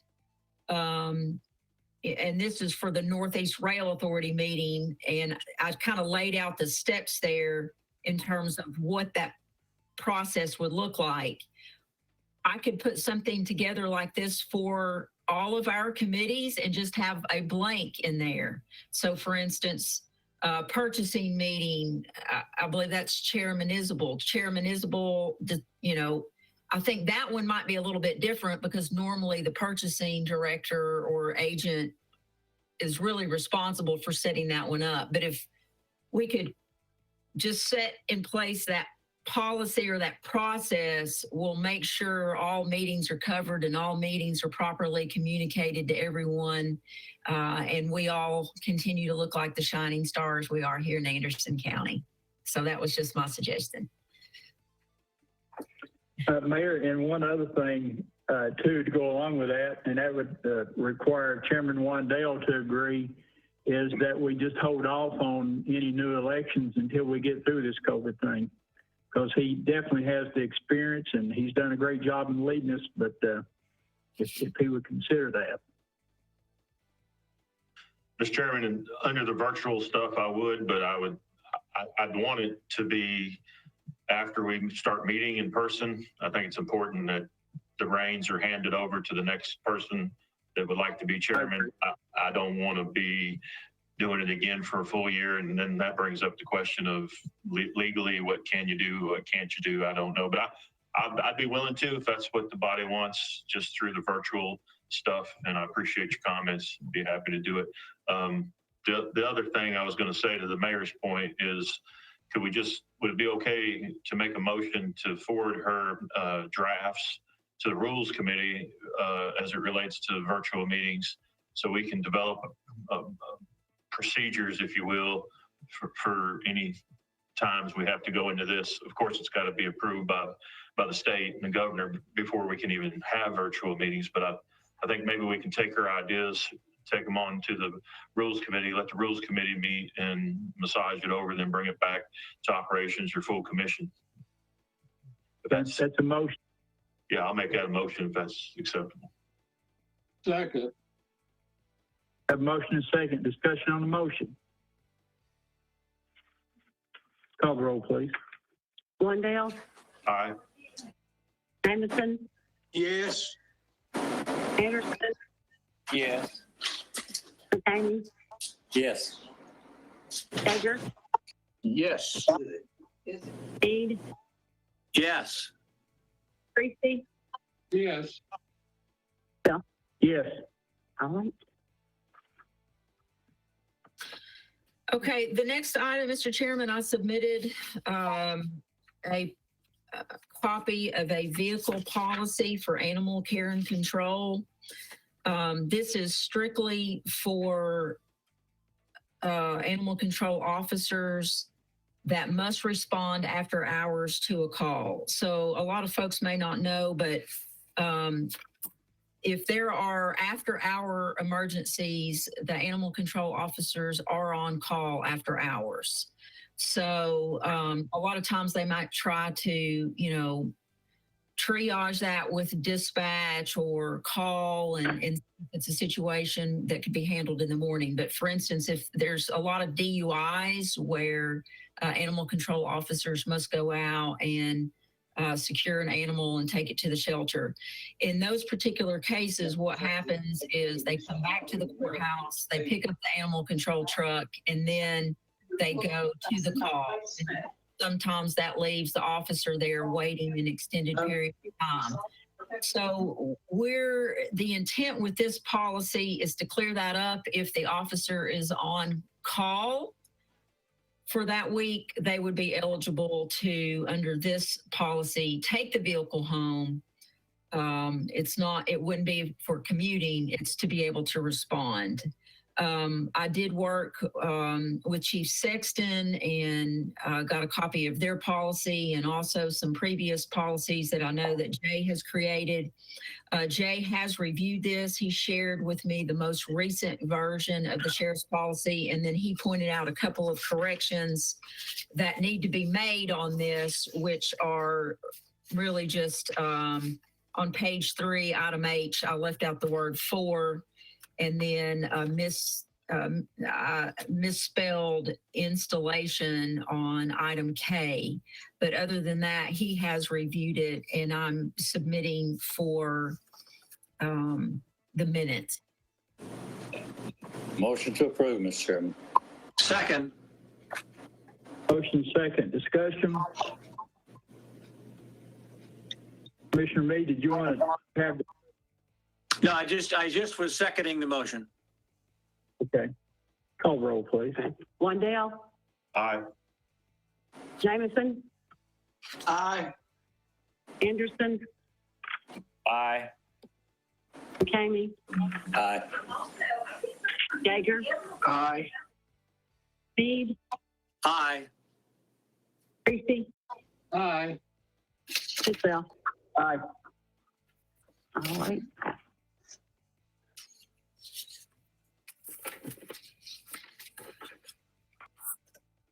Do you have anything else, Mayor? No, sir. Okay. All right, we'll go back to the appointment of 2 Oak Ridge commissioners. Commissioner Creasy? Yeah, Mr. Chairman, I was unable to get a hold of Commissioner Scott. I left a message, but have not had a return call. Okay. We have one Oak Ridge commissioner has volunteered as Commissioner Meade. Do we have anyone, other Oak Ridge commissioners willing to volunteer at this time?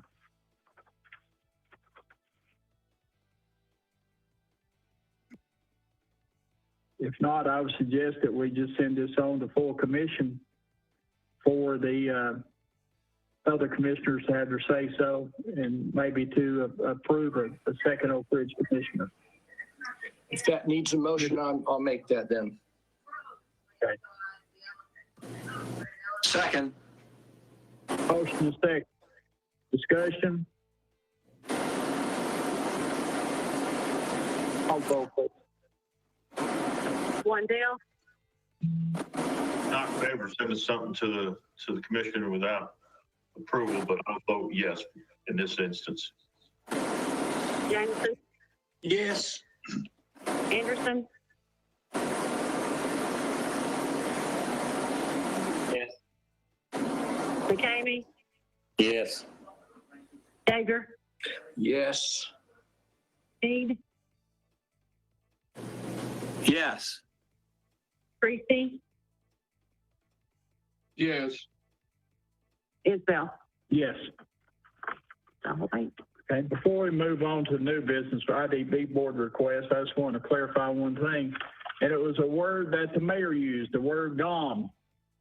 Pastor Wayne Phillips used that a lot. That word originated from the New River area, the mountain, and it's used as an adjective, a pronoun, and a noun. So just a little clarity there. Next, we have IDB board request with Jay Yeager. Thank you, Mr. Chairman.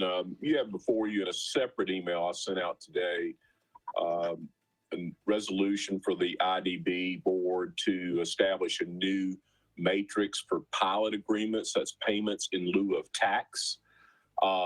This was actually approved in May of 2019, but the matrix was not attached to our minutes, and neither was a resolution. So we've gone back and cleaned it up, and you'll see I've got Exhibit 1 is your matrix itself, and that's the incentives for if you qualify for a pilot agreement from the county, how many employees you have to have, the investment in the county, things of that nature. And then I've got the minutes of the May 20th, 2019 meeting showing that item number 22 was a motion made by Commissioner Isbell and seconded by Commissioner Meredith to approve this. Evidently, there's no resolution or the matrix attached to our minutes for that meeting. So I brought you one today. It's the entire resolution plus the exhibit for your approval.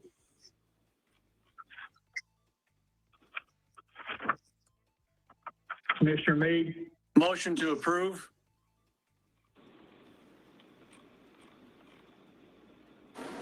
Second motion. It's nice to be back in our Washington A motion and a second. Any discussion? Call roll, please. Oh, I'm on live now. Vote. Wendell, Aye. Jameson, Aye. Anderson, Aye. Jamie, Aye. Jaeger, Aye. Mead, Aye. Creasy, Aye. Isbell. Aye. All right. Motion passes. That's all I have for you, Mr. Chairman. Thank you, sir. Thank you, Jay. Next is old business. Oh, well, has anybody got anything else for new business? Before we move on to old business. Okay, next is old business, professional services contract with Mayor Frank. Yes, Mr. Chairman, I just put this on there, not knowing where to send it. At the last commission meeting, there was a lot of discussion about the contract. Well, I don't know if we had the contract. I can't remember the timeline, but we set aside funding for sampling related to the Bull Run facility. And so there was a lot of questions there, and TDEC did join us for that meeting to share with us what they were doing, and of course answered a lot of questions for you all. I reached out to them. They stayed on for that meeting, and I know they watched the entire meeting and our discussions, and they are still very supportive of whatever Anderson County wants to do in terms of testing. But I did reach out to them for guidance on the contract that we were being presented with Duke University. Commissioner Denenberg has done an amazing job of securing the services of this organization and this particular expert.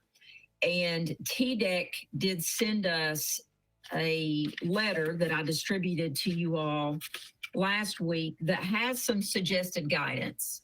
And I think there's a lot of good guidance in here. And as I have expressed to you all before, I think it's good that we work with TDEC in partnership with them. As you'll see from the letter, they are not trying to dissuade us from testing or from doing our own independent work at all, but they are sharing with us some guidance to better produce something for the public. And we have to remember, we are presenting this to the public. We need to make sure we have our ducks in a row in terms of what we're asking them to do. Are we asking them to validate, Duke University to validate TVA's testing, TDEC's testing, or are we going down another path? As pointed out in TDEC's letter, it looks like we're changing directions, which again, they are supportive of, but they caution us to make sure that we ensure there are data quality objectives. If you look on page 3 of their letter, they point that out in order for independent sampling to be satisfied. And then they made a various list of suggestions there for commission. And so I don't know if this is something you all want to take up, if you want to sit down with TDEC and Commissioner Denenberg and maybe Mr. Yeager, or Chairman Wandell. I'm happy to assist or facilitate or put meetings together. But I do want to stress, I do want us to work with them and take advantage of their help and willingness to partner with us, and then make sure we get it right. Are we getting what we're asking for, or are we going to create problems by producing something for the public that we ourselves don't even understand what we've asked for? So this is definitely not my area of expertise. There are many of you that have much more expertise in this area, but I just wanted to make sure to put that letter in front of you and have a little further discussion on what exactly we're asking them to do. You know, what are the qualifications to do it? And are we going to put together some quality objectives? And so, for instance, one of the points that they point out in their letter is the contractor does use methodologies that have not yet received EPA approval. And so they are appropriate sampling methods and methodologies to use if we're going to supplement testing, but not in place of testing. And so these are some questions I just want us to make sure we're all on the same page. And because when all of this comes out, you know, we bear also some responsibility for what we have asked this contractor to do. Commissioner Denberg, do you want to speak? Yes, Mr. Chairman, I certainly do. Mayor, I spoke with John LaCroix a week ago today. Actually, no, I spoke with him initially on Sunday a week ago. At that time, I had called, or actually sent him a text and asked him to call me because I was wanting specifics as to what it was or is that TDEC was offering to partner with, because I never really understood exactly what it was that they were offering. Well, he was very evasive, would not give me any real answer, and said that he had to speak with Robert Wilkinson before he could answer my question. So he did call Robert the next day, and John called me back late afternoon on Monday. That conversation was very interesting in that he was, again, very guarded in the words he chose, but he was very open with making comments that Mr. Wilkinson had many questions and concerns. And I kept asking him what they were. Would he share them with me? And no, he did not. But he did say that he was putting together a letter and would include all of Mr. Wilkinson's concerns. And obviously the letter was sent to you. I haven't seen a copy of it. And I'm asking also if Commissioner Wandel was included in the letter. I don't know what letter you're talking about. I didn't think so. All right, thank you. So I would really appreciate seeing the letter and seeing the list of, as LaCroix said, the many things that concern Robert Wilkinson.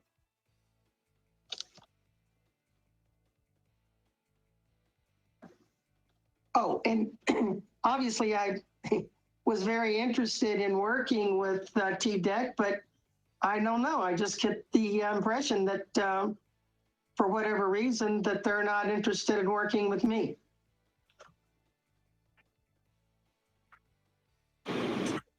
Mayor, this is Jay. If you want to send me that letter, I'll be glad to try to incorporate some of their testing protocols. I'm not quite sure what's in it, but I'll be glad to try to work and incorporate some of their points into the contract if that's what you'd like to see. And I can stay tomorrow and get it in the county commission agenda packet. That's up to you, but I'll be glad to help you with it. Yes, sir. And I did immediately when I got it in, I forwarded it to you all, and and I also copied Jay on it. So I'm looking here. Do you have a date on that? Because I'm sitting here with the tablet and I was. Let's see, August 5th is when it shows that I received it, and and I wrote in the letter, in the email, I said, Chairman Wandel, Chairman Dittenberg, and Commissioners, following our last meeting, I reached out to TDEC for guidance Commissioner Denenberg has done an amazing job getting Anderson County a very low price on testing, but for the protection of all involved, and most especially what information we will be responsible for presenting to the public in an open and transparent way, I hope you don't mind that I asked if they could document helpful advice for us. As you will see from the letter, are you seeing that? No, I'm not. And actually, I wasn't referring to any letter that you wrote, Mayor Frank. I'm talking about a letter that was to have come from LaCroix and Wilkerson. Yes, and that's what I forwarded to you. Well, I'm still scrolling through here. I sent it at 4:42 p.m. on August the 5th. Yeah, I've got it. I've got it here. Would you like me to try to go through this tomorrow and work through some calls and send you a draft? And we can get it on the county commission agenda Wednesday. Sure. And to Commissioner Denenberg's, they do spell that out, Commissioner Denenberg, like what their concerns are. So for instance, on they have advice, they have concerns, they have areas where they're just encouraging commission to, you know, make it clear, or make it clear with a contractor, or make sure that you all agree together as a group. So they do spell all that in there. It's a 5-page letter. Well, I would appreciate it if you would resend it, because I'm not finding it. Okay. You got it though, Jay? Yes, ma'am, I have it. I'm sending it to Commissioner Denenberg right now. Yeah. Thank you, Jay. Mr. Chairman, I've got an email from the mayor. I thought the question was, did I get one from TDEC? And I don't see one from TDEC, but I got a couple of emails from the mayor and Jay talking about different things. So it's probably attached to that. I just haven't opened it up. I think I sent it, and it was kind of a busy day. I think there were you probably got many emails that day. So I probably should have followed up with you all, because normally one of you will respond to me and no one did, and I should have followed up. So I apologize. I got it here. I do have that email from you in that attachment, I guess. Yep. Okay. Good. Call out Ron on there. Mr. Chairman, to the mayor's point, though, I think that, if I'm not mistaken, testing's already happening as we speak. So, and Catherine can probably speak to that, but, you know, so Mayor, I think it's important that we get something together that will address your concerns and reduce liability for all concerned, and make sure we're coming out with the same outcome. The things you just said, the same things Jay's saying, same things Catherine's saying, but we do need to package something up and seal it up, because I think the testing's already ongoing. Is that correct, Commissioner Denenberg?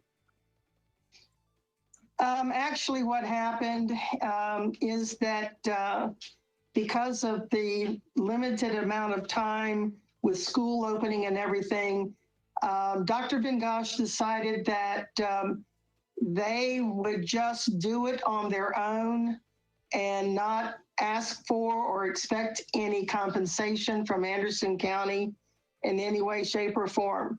But to answer your question, Chairman Wandell, it is my understanding that the team may already have finished and may already be on their way back to North Carolina.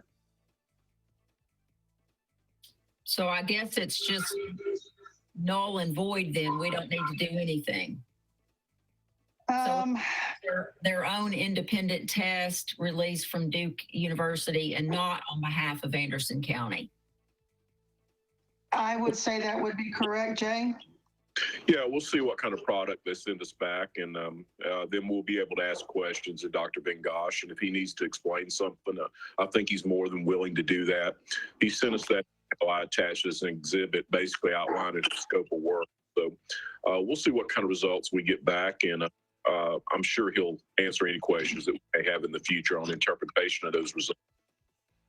Okay. And I also did give him the contact information for LaCroix and for Wilkinson, Annie, And he said he was going to be in touch. Now, whether they did or not, I don't know. Okay, well, as long as, you know, I don't think we can engage someone to do services for free on behalf of Anderson County without some kind of, I mean, I don't want someone to represent the county. I mean, if he's doing that as Duke University, they can stand alone as Duke University. That is a preeminent university. And he is a very qualified scientist, but I don't think it needs to say Anderson County testing. And my concerns are what we do with it, what our responsibility is, and then our transparency in that entire process. So it sounds like it's going to be a great resource for us, but it's not our work product. Is that correct, Jay? I think you're exactly correct. And I think it may benefit us by, hey, look, it's not our contractor now. This is an independent third party coming from Duke University, donating his services to Anderson County citizens. It may look more valid. We're not out here contracting with anybody. There's no bias involved in it. He's not trying to appease us. So this is something that sounds like he's donating his services to us. So in a sense, it may be a lot cleaner for us to not be involved in it. Very good. Good. Thank you for your comments. I appreciate them. And thank you, Commissioner Denberg. Thank you, Mayor. Commissioner Meade, you had your hand up to speak earlier.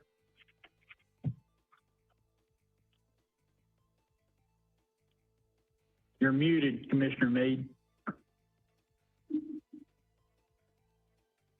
Oh, there we go. It took 3 times. Now that I've discovered that the testing has actually already been completed, my comments would have no purpose. Thank you. Thank you. Any other discussion? Under new businesses or old business? This is old business. Go ahead, Chairman. Thank you, Mr. Chairman. I just wanted to ask the mayor quickly, and if she or Jay, do we have any update on the senior center MOU? Is that in process or? It's signed. It's been signed. All right, and then here from Kim Haynes in Jeff Cole's office. Okay, thank you. And then East Wolf Valley Convenience Center, maybe Robert could, if he could, just a quick update, if he's got any updates. Mr. Chairman, we don't have anything concrete. We're still in negotiations with individuals on a piece of property. We should know something this week. Hopefully by next Monday, we'll have a firm offer.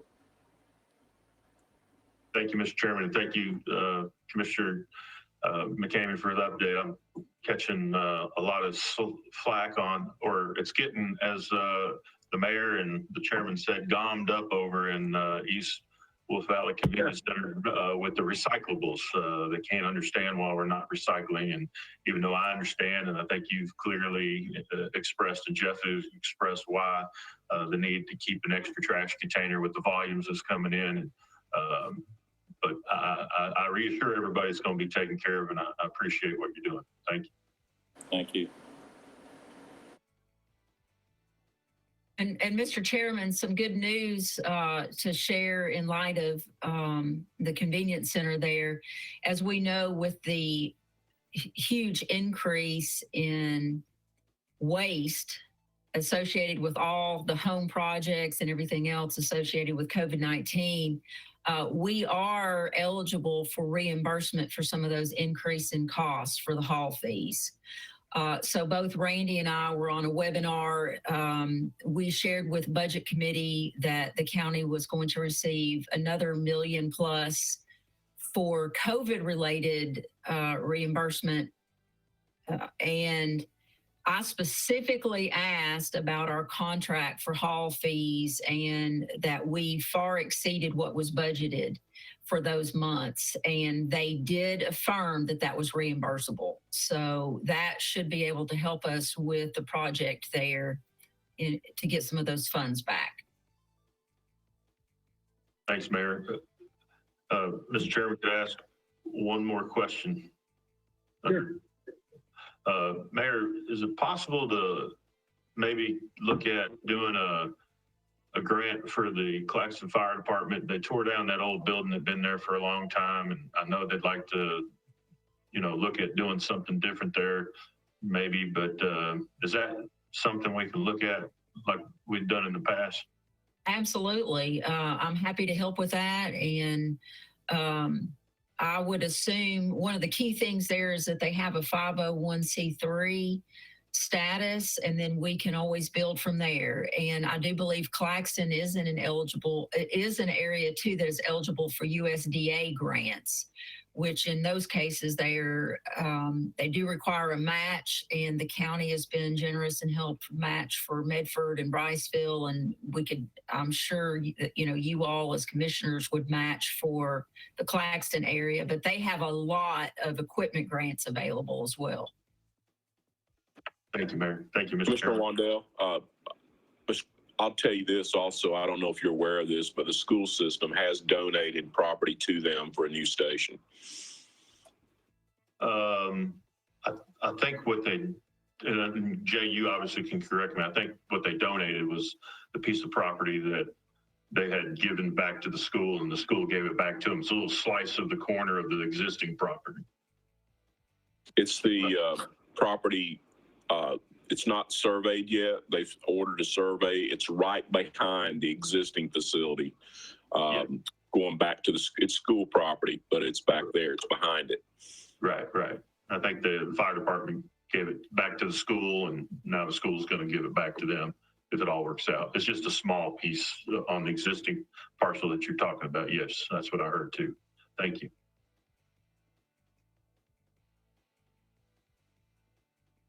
Any other business to come before this committee? With nothing being said, no signs, meeting adjourned. Thank you so much.